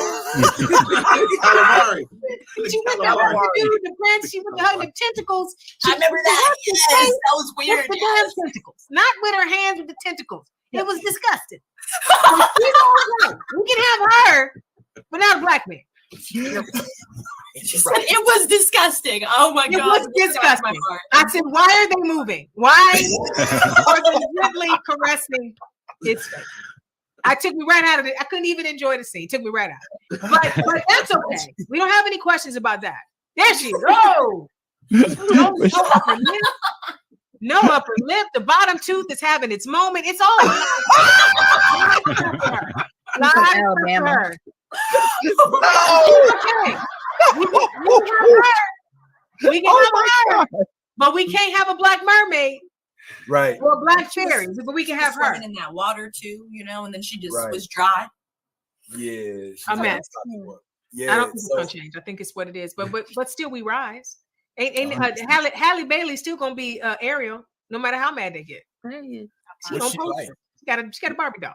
That's it's one thing, and I can imagine it feels good working with Disney because Disney seems to have chosen a side. They seem to be like, okay, we're going to go and like we are moving forward, we're progressing, we're growing with the country, that kind of thing. Whereas there seem to be other other studios and stuff who are not taking those same steps. I mean, we saw Batgirl get canceled completely. Yeah, we're seeing a lot of we're seeing a lot of like Netflix was getting rid of their diversity hires and things like that were coming after the last couple of years of uprisings and of protests. And no, I'm glad that we knew that was lip service, though, didn't we? The little black squares. Nobody it's the little was deceived by the little black squares. Yeah, the little pacifications, just just to keep people quiet and stuff like that, without any real change. It's frustrating, but and meanwhile, white women benefited from the diversity and inclusion programs more than anyone. Speak on it. Affirmative action has been on record more statistically helpful for white women, Caucasian women, absolutely, than it has been for black men. Absolutely. And women. But tell us more about how we just take. Yeah, so that's the whole thing. So, but. He said, I saw that. Sometimes you gotta stop. You gotta stop for a second, or you'll miss it. You know what I'm saying, yo? So go ahead, Seth. I don't want to throw you off. I have a different thing I want to ask about Ben. So if it's on the same. Please. Oh yeah, yeah. Did you get your last? Ty, did you get your last thing in? She wanted to say. I kind of talked over you again. Oh yeah, no, we're. I'm good. Yeah, thank you. So Yvette, I love how vocal you are about anti-racism. And it's just, you are, the melanin is not cracking. It's giving Benjamin Button. I think it's really fun and interesting how you do such great work on the Talking Dead. And yet here you are on Easter weekend talking life into all of us. I would love to see you have a show. I want the Yvette Nicole Brown. That's what Stephanie's rooting for. But I would love to have a manifestation moment to touch and agree and just hear whatever you are comfortable sharing with. Realistic, coming soon, or just like maybe it's a dream in your heart that you're like, God, I don't know how this is happening, but I see that this is what's next for me. I would love to hear anything you want to share that we can agree with and support that is maybe an unrealized dream or something that you're looking forward to happening in the future. Well, I am currently living one of my unrealized dreams, and that's being on Act Your Age, the great sitcom that's on Bounce. Yes. We, working with Kim and Tisha and Mariah and Nathan with our great showrunner, Allison Faust, has been a dream come true. And I've always wanted to, I love the Golden Girls when I was growing up, and the idea that I get to be on a Black version of it. Not trust me, that's not what Allison was trying to do, but it's just, it harkens back to the idea of women of a certain age living their best life together. And going through relationship problems and problems with the kids and whatever, but doing it in style, and they're women of means and all of that. And so it's a sitcom, which is, besides voiceover, is my favorite genre of the acting business. So that is a dream come true for me. I'm so grateful. We did 8 episodes. This is going to air next week, but our last episode aired last Saturday of the first 8. We're going to take a little break. We're going to come back, and there's going to be 8 more hilarious episodes starting in June. And then Bounce is going to do a little thing in between where we're going to do like a pop-up video type version of the episodes you've already seen. So even if you've seen the show, gather your girls or your guys or your friends and watch again and learn some behind the scenes stuff of the show. And I'm sharing that. I don't know if that's even been told yet that that's happening. And I want to say this one other thing about Bounce, because I know some people have had a problem finding Bounce. Bounce is over-the-air television. It literally is floating above us right now. If you just get an antenna and rescan your television stations, it will be there waiting for you. So you don't have to have a cord. There is apps and stuff you can watch. We have Brown Sugar app. You can watch episodes the next day. But if you just want to just go get $20, find $20, borrow $20. Go to Walmart or Best Buy or Amazon, wherever, and just order an antenna that works for your television, and you can rescan, and Bounce will be there. And it's got a lot of great shows, But your other thing about what I would like to do, I know this may sound strange. I'm not very ambitious. Like, I don't do 5-year lists, and I don't have I hope one day. I literally go where God tells me to go. I feel like, and I've joked about this in other interviews, I've Forrest Gumped my way through this entire experience. And everything I get to do, it's literally like, what am I doing here? And other people are like, what is she doing there? So if I ever do end up with a talk show of some kind, it will be a Forrest Gump way in. It won't be because I have a vision board with me on a couch and a mug with my name on it. I don't dream like that. And I don't have to, because the dreams God has for me have always been bigger than anything I could imagine anyway. So whatever I'm supposed to do, but again, the Bible also says, despise not small beginnings, right? And so my talk show is right now here with you. And this is enough, right? This portion, this delicious portion with you guys and whoever comes to StreamYard to watch this or wherever it's repurposed, that will be the people that we're supposed to hear what we all shared in here today. And if something I said resonates with them, I hope they grab it and put it in their pocket and revisit it when they need to. But it doesn't have to be my name and lights. Yvette! I could be on your platform and sharing with you guys, and I know that whoever's supposed to get it will get it. So, yeah. Quick plug for the show, if you don't mind. Act your Oh, dang, my bad. I thought I had sound on that. All right, that's okay. I had it. Right? Real quick, is it true that one of the founders of Bounce is a descendant of Martin Luther King Jr.? Oh, yes, that's true. That's true. One of his sons. I don't know which one it is though. Forgive me. I think it might be MLK the fourth. The third. The third. Okay. The third. Yes, because Martin's a junior. Yeah, it might be MLK the third. That was one of the original founders of Bounce. Yeah. I love that. Could I do something incredibly shameless? Yes. For just 15 seconds, if it's okay. Yes. All right, come here. Oh, that is your baby. What up, Kiki? I already know. Kiki, get in here, Kiki. So, you are on a show that she loves and she watches religiously. So I just thought we'd give you an opportunity. We got body, Kiki. Kiki. Hello. Hi, baby. Let me say, first of all, you wearing that bonnet, sis. I just took mine off. I just took mine off before I got in here.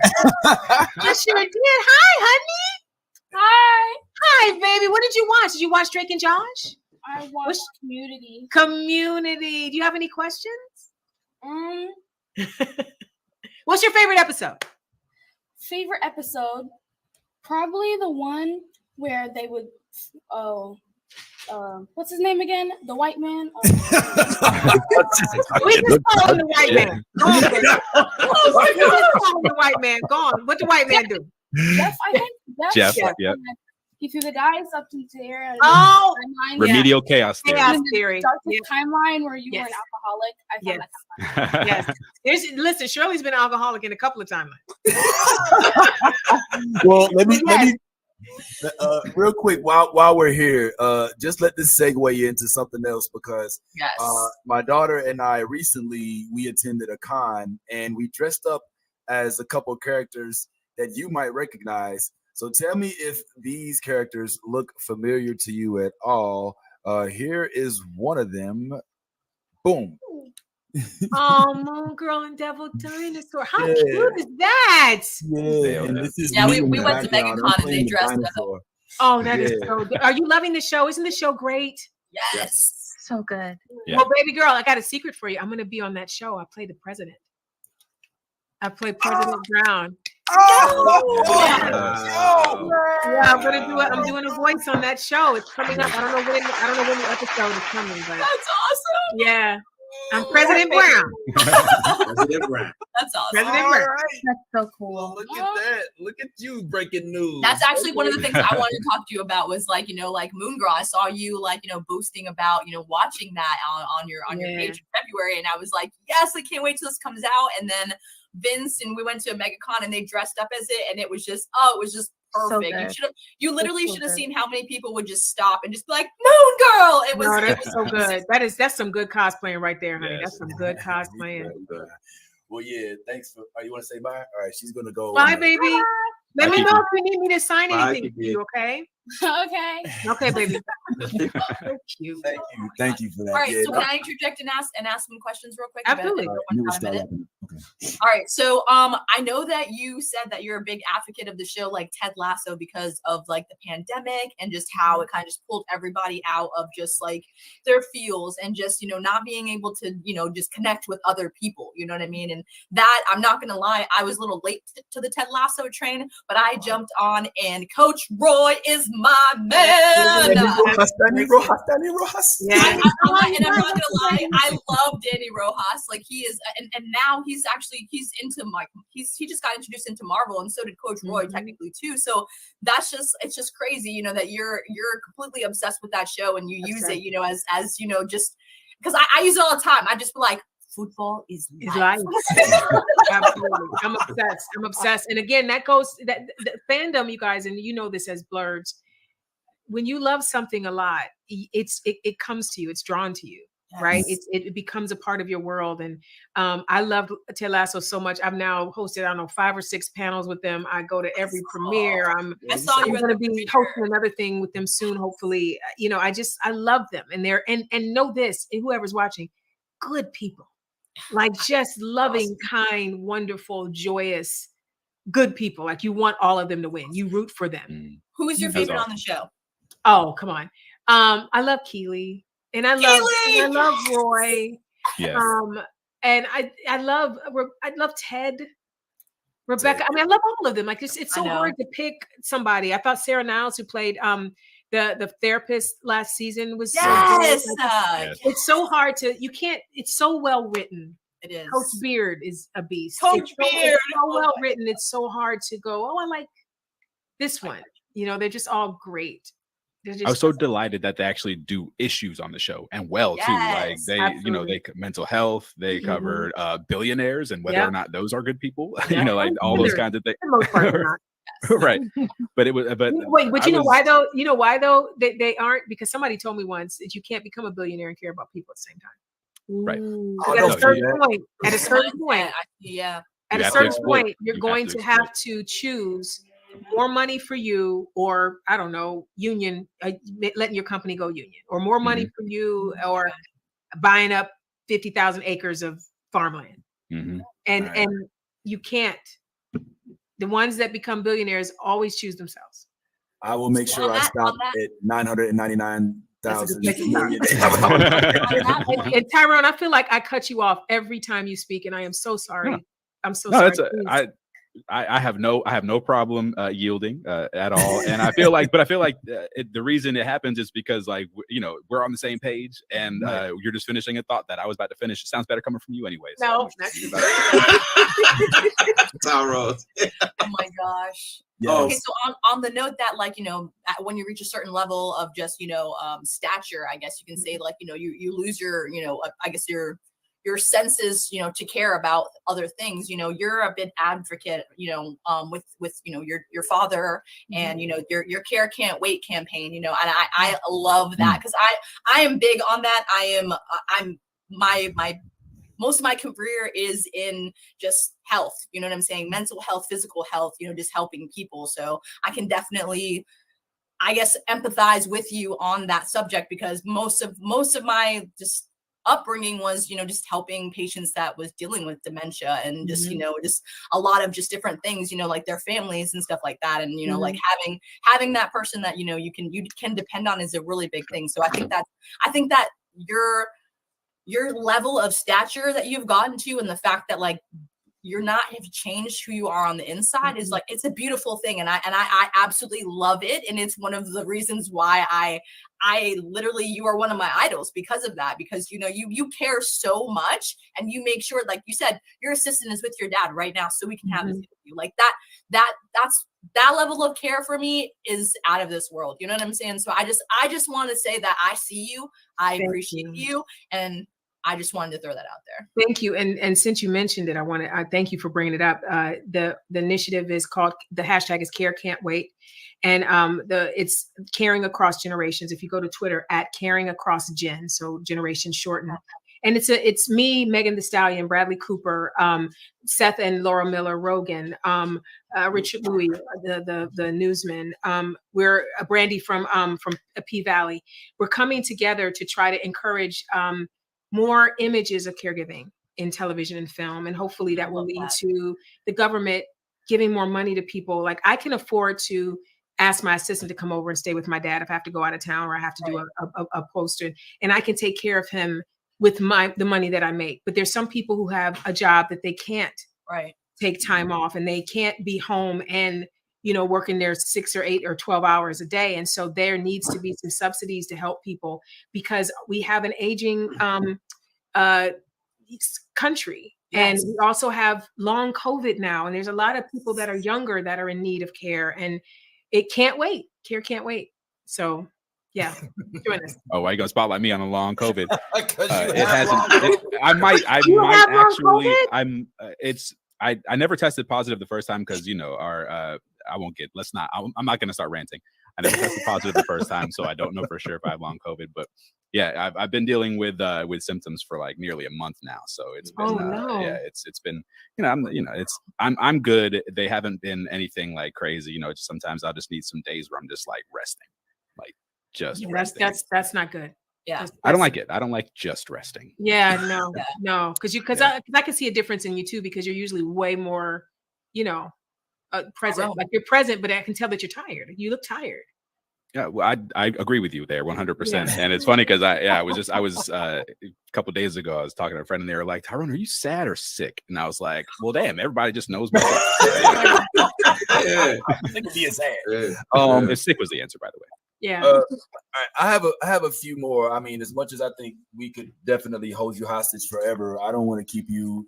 You got a father to care for. You may want to eat today. Who knows? I don't know if we eat every day. But I have a couple questions. Well, I don't know if these are direct questions or if it's more just curiosity. So this project, first of all, you, as I alluded to earlier, have worked in multiple cultures with regard to sitcoms. And I've seen you go, as my daughter alluded to, from a community which, you know, was arguably diverse, to projects like a Black Lady sketch show, to, of course, right now. Shots fired. Go on. Black Lady sketch show, yes. All right. You see, I'm trying to walk through this carefully. Okay, all right. to, of course, as we talked about, Act Your Age. So I'm just wondering, you know, without, you know, with no disrespect intended to anybody, do you notice, is there a significant difference in the productions when you do work in these different arenas? Is it all just heart related, or is it possibly, you know, even just with the matter of the approach? You know, there's a difference between a writer who's writing with your skin in mind and the pen, than somebody who's writing and they're thinking this is what you would say, and so on and so forth. So is there any insight, any input, or anything you can provide? I think the biggest difference is ego. I'm a writer, right? I would never think that I knew how to write a Jewish man who's 60. If I had a show that had a Jewish man in his 60s in the cast, I would hire a Jewish person, and I would at least have somebody in the room that was the age of the person. Of every character should be represented either in age and in race and in gender. Because I don't know what the life of a 60-year-old Jewish man is. And it's hubris for me to declare that I do. And there's been so many shows that I've been on. I've been blessed to work for 20 some years in this business. I've done a lot of shows. I very rarely see a Black woman in these rooms. Okay. And we're very specific. We're not a monolith, but the way we move is very specific. And I've ended up in a lot of cases having to tell them, we don't do that. We don't say that. We don't wear that. We don't go there. There are certain things we just don't do. And I get pushback often because they believe that they're, you know, the myth of white supremacy. They know everything. They know everything and everybody. And you don't. And that's okay, but you don't. So the difference is working on Act Your Age with Allison Faust, who is a Black woman in her 50s, and I'm playing a Black woman in my 50s, and I'm also a Black woman in my 50s.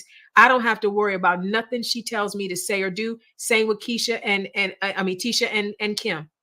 We can go get the script, show up, and do it. Now we might have a question about what the motivation for this particular story arc is. But I feel safe that Allison is going to write a Black woman that I am proud to play.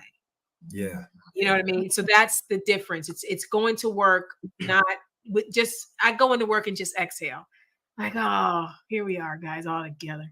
I mean, it's just the same way I feel when this StreamYard opened up and I saw your little faces. Now I can work with anybody, and I will work with anybody. But there's a shorthand and a understanding. Same thing when I worked with Yvette Lee Bowser on Half and Half. Same thing when I worked with Mara Akil when I did Girlfriends. There's just an understanding when a Black woman, and in the same way you should trust Black women when you vote. Black women in any position of power, you're gonna be all right. As long as she actually knows she's Black, because the Black woman over at NBC, she did with Tiffany Cross. Oh yeah, I'm still on it. What she did with Tiffany Cross is not what that ain't. She's skin folk. Rashida Jones. I'm gonna say her name. Rashida Jones. Oh wow. Wow. All right. Hey Rashida. Hey girl. Oh my God, yo.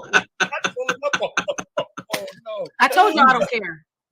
I'm calling it out. I'm calling it all out. What happened to Tiffany Cross was not right. I still miss you, Tiffany Cross, and I think that was a whole ugly thing. But not it was ugly. Yeah, we can go back into that. But while we're in the spirit of what you worked on, what's it like to work with Gina from Martin? You know what I'm saying? I just imagine it being so silly. Like, it's a good time. Tisha Campbell is a good time, and you guys know that. Anything you've seen Tisha in, you've seen Tisha.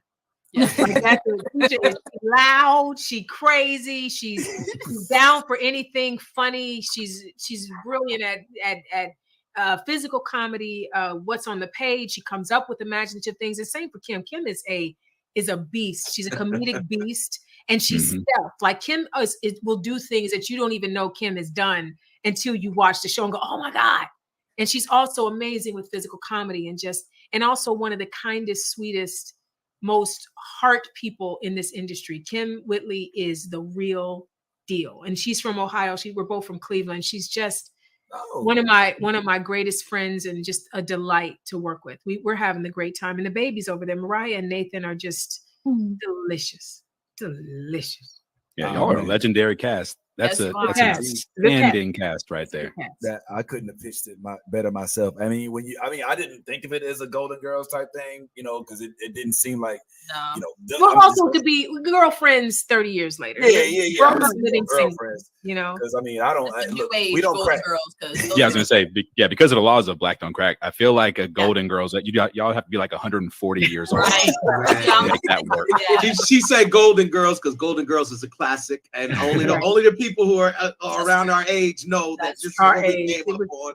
I was 12 years old watching Golden Girls. You thought I was my best friend. I was right there with she's 30 years old, and her whole pregnancy with her first baby, I'm not gonna lie, Golden Girls was on every single day. And I used to ask her, how do you rewatch this? No. I'm telling you, if you guys, any good sitcom, if the characters are written well, you can watch it. It doesn't have to be your experience. You can watch it. And I hope that that's the same thing with Act Your Age, because you don't have to be a Black woman of a certain age to enjoy it. I know some white dudes that are watching Act Your Age and having the time of their lives. So you don't have to be us to experience us, because we're just people. Just people, And people have this misconception that comedy doesn't age well. And I hate that when people say that, because comedy ages well if it's good. If it's good comedy, if it's written well. You can watch a All in the Family episode right now and laugh like it's brand new. Same thing with the Cosby Show or A Different World. Like, it's just, Seinfeld was a great show, great comedy show. Like, come on, unusually very, very good. Bad tie. I just have to ask this question, because I'd be remiss if I go this entire show and don't ask this question, because you are such an amazing woman with a beautiful smile, and I just want to know. Are you taking applications? Not for myself. I'm not saying for myself. I'm just saying that there is no reason that all this melanin should just be alone out here. And listen, I know you're taking care of your dad and you got a lot of other business, but are you presently accepting applications? My cheeks hurt so much from smiling right now. I am always accepting applications. The DMs have been open. They dry as hell though. The DMs open. I'll be telling people, if you are a brother and you think that you the man, do it. But this is what I get. I get guys popping in going, "Hey, beautiful." Okay. What's that gonna do for me? I need, come on, just That say, part. "Hi, my name is John, and I saw you on television. I think you're nice. I live in wherever, and I really think, just have a conversation. Like, don't just send me hi and a wave." He's or taking words notes. or- Calm down. Calm down. Yeah. I saw him looking for it. I saw him looking for Tyrone, it. you got the number. Call. You feeling froggy, Hey, this is the second time, brother. You know, so Absolutely, though. But no, I really, this is the thing. I don't get asked out a lot. I really don't. I don't know if people assume that I have a man or what, but I don't get asked out a lot. And again, in the same way I live my career, I'm not stressing it. If I'm meant to be somebody's good thing, God is going to bring them into my life, but I'm not desperate. I'm not sad. I have a beautiful life. And if it goes that way one day, I would love it. So yes, the DMs are open, but make it count, fellas. Could Like, it if you be come that in, you're- like, go, baby. Could it be that you are a beautiful, strong, empowered Black woman and people are intimidated, and that might That's be what I was why thinking. you're not getting the DM messages that you think you should be getting? I don't know. I think I'm really nice and approachable, so there's really no reason not to. And I'm Well, not. it's not, but that's the thing, though. It's not you. And remember, it's other people's insecurities. You know what I Yeah. mean? So it's not. Yeah, it's not. they about shouldn't you. be insecure. And the thing is, too, I'm not one of those women that's like, "Well, I need you to have." I'm not that chick. Like, I just all I need a man to have, honestly, is I need him to have a dream that he believes in that makes him happy. Because the problem comes, whatever I've accumulated in my life, the problem comes when a man doesn't have his own thing that he's excited about. So then he spends his time looking at what you're doing, feeling like he's less than. And it's not the woman making him feel less, it's because he hasn't found his thing. So find your thing and you can be on anywhere within the path towards it. You don't have to be balling out of control, but make it be something that makes you get up every day and want to do it. Whatever it is, Just apologizing for the future when this airs and your DMs start blowing the fuck up. I hope they do. I hope they do. And don't send me no body parts. I don't want to see nothing you working with. Yeah. I was gonna say disclaimers, no body parts, no body parts ain't happening. Nah, I'm a respectful Christian woman. Step respectfully, but step by all means. Step. What's your opinion on light skinned men with mustaches and ponytails? Bring them in. She said she liked the bars. That's I feel like We heard her. We heard her. I mean, I can I was gonna sing. say, Ty, you might just have to shave. I guess time will reveal what happened. Nicely done, sir. Nicely done. Hey, Ty, why don't you go ahead and drop that Casey and JoJo on him right quick, homeboy. You know what I'm saying? No,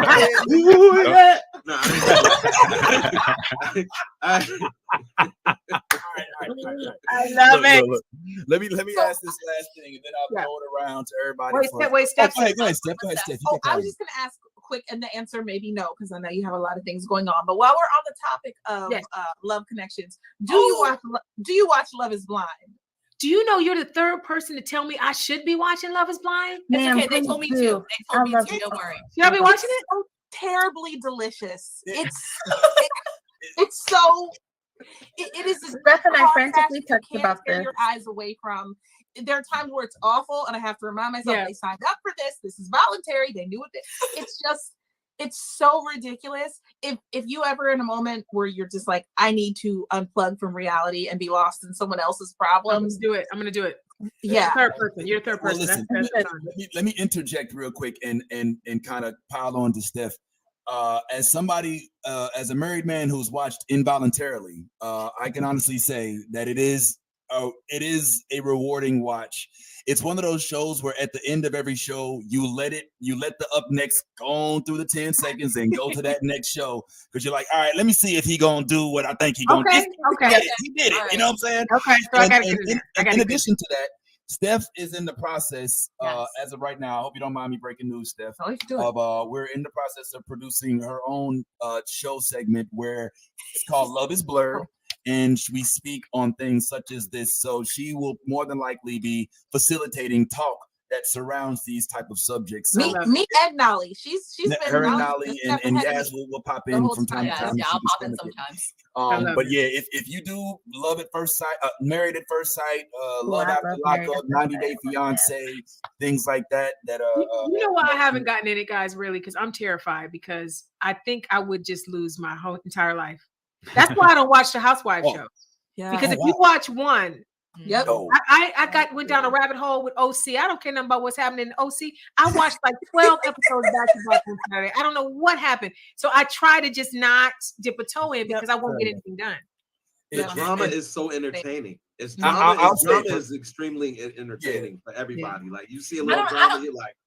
It depends though, because drama now compared to what it was, like Steph and I were interjecting like a while ago when we were talking about like Flavor of Love, you know what I'm saying? Like Rock of Love. That was super entertaining. And it was just because these women were fighting each other for 10 seconds with this one man that it was hilarious. You know what I'm saying? So some of it's funny, some of it I don't know. I will try and, definitely jump on that train also. So Yvette, you and I will dabble in that and see where we go. Okay.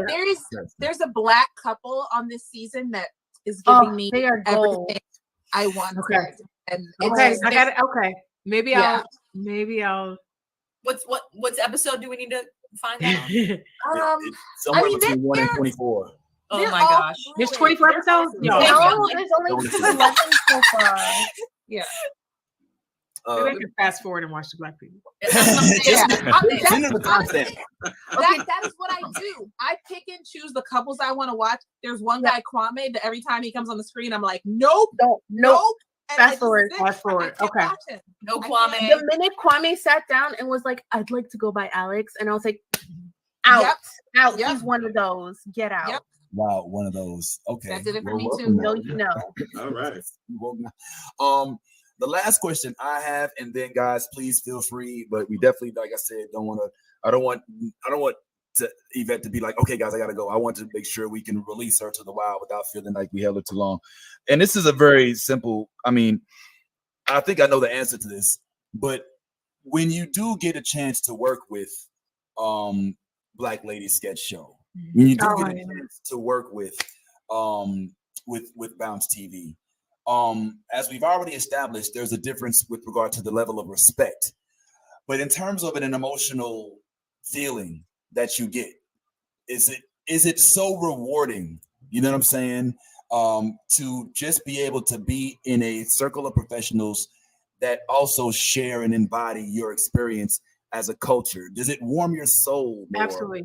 And make it more gravitate? And even to the point where you may even take a pay cut just to be. I mean, I'm not trying to petition you for any projects. You know what I'm saying? No, absolutely. I was remiss in not mentioning Robin Thede in my list of great women to work with, because she's a lot of fun, and she runs a very tight ship that's very safe. I did I can't remember if it was the first or second time I did Black Lady Sketch Show. We shot during COVID, and Robin Thede had the safest COVID set I had been on, and I worked on a lot of sets during the pandemic, but I felt like I was healthier leaving Robin's set. The beauty of Black Lady Sketch Show in particular is that they bring funny women on, and then they let the funny women be funny. So we have the script, and we have to do what the script says. Of course, we have to say our lines and whatnot. But Robin always, and the directors that she has, they always encourage a fun run where you get to say and do whatever you want. And Gabrielle Dennis in particular is such a plum fool. You have no idea what Gabrielle is going to do on the fun run. And so it literally, there's takes of me in Black Lady Sketch Show that will never see the light of day because I laugh through them. And the person that laughs the most in our scenes is Issa Rae. Issa Rae don't care about breaking. Issa will break. Issa don't care if the close up on you. If it's funny, Issa gonna laugh. And so Robin loves to make Issa break. So Robin will come up whenever they're walking down the courtroom, coming out where they're walking in. You don't know what Robin gonna say. And here's Issa, shoulders going. It's literally that all day. It's literally hanging with your sisters and getting to laugh and also celebrate their greatness. Like there's such a excitement that they have for you when you come, and there's an excitement that you have when you go because you're with your family and we making something funny, and let's do this. Like the same feeling we have at your age, we have this feeling like, let's do this for Allison. We're coming to bring our gifts because this is Allison's shot as a showrunner, and we want to show up for Allison. And that's the writers, that's the producers, that's us as actors. And it's the same thing on set when you're working on Black Lady Sketch Show. Let's do this for Robin. Let's do this. I'm coming here. Let me make Gabrielle shine. Let me make Sky shine. Like it's literally that type of vibe. It's amazing. Quick follow-up. So what was the story behind having to call Kim and get her on board? What was all that about? There was someone else that was cast on the show, and that person fell out. Great actress, but she fell out. I don't know if it was scheduling or what the situation was. And so we had a very tight timeline to shoot. We shot Act Your Age 2 episodes a week. We shot 16 episodes in like 10 weeks of time with rehearsal and everything. It was crazy how fast we shot that show. And so Kim had, I think, 4 hours to make a decision. And so the agents reached out to her, but then me and Tisha we jumped her. We called her, girl, look, we doing this for Allison. Say yes. Like she didn't have time to really negotiate her money. She didn't know where we were. She didn't know anything. Just on this for Allison, and because it was me and Tisha, Kim said yes within 4 hours. And then the next day she was on set. Like, okay, who am I playing? What am I? Like, it was crazy. So yeah, and it wasn't that we had to convince her, because this is the type of role where it's made for Kim is great in this role. So it wasn't that, it was just the decision she had to make. And she also, this hasn't been said, she had booked an arc on another really big show. And she had to say no to doing those 2 or 3 episodes on that show in order to do Act Your Age. So she chose us. Oh, I see what you mean. She chose us. She chose us. Yeah. And that's what it's about. Sometimes. What you said to her? What you was like, girl? If you don't, I just said, girl, we're doing this for Girl, we from Ohio. The same way we're doing this from Cleveland. The same way we would roll up for you if it was your opportunity. Let's roll up for Allison. Roll up for Allison. Yo, she was and like, also, it was a little selfish too, because me and Tisha knew how tight the schedule was, and to do this show, you need somebody that has sitcom as a muscle memory. Like it needs to be somebody that knows how to move on a multicam set like it's the back of their hand, and that is Kim Whitley. So absolutely, Cleveland is the city where we come from. So run, and whenever stick close to the Armageddon. He's 99. He's 99. Come on with it. She was like, "You better pull up to the crossroads, man." Yo, that's be lonely. Well, listen, guys, if there's nothing else, I feel like at the bare minimum, we should at least end this and start making our way to the next time we have the pleasure of having Miss Yvette Nicole Brown. I guess there's only one thing we could ask. Since it's been, I think, almost a year since our last shout out, if you wouldn't mind giving one quick shout out to the new Blurred Order real quick, face the cam, and we'll go ahead and we'll pull up real quick. You know who we is, though, and let us know what it do. You don't gotta do nothing. You looking great. Right. All right. Hey y'all, you are with the new Blurred Order. Roll up.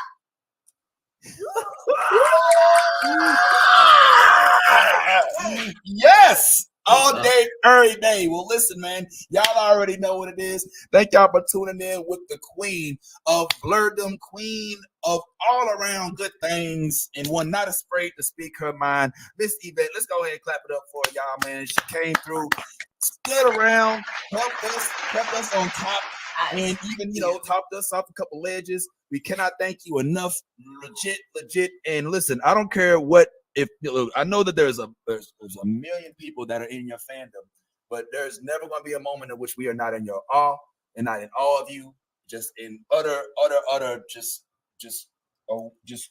cannot get enough of what it is that you not only bring to Black culture, but what you also provide in terms of blurred culture, because you mainstream and you're the real one.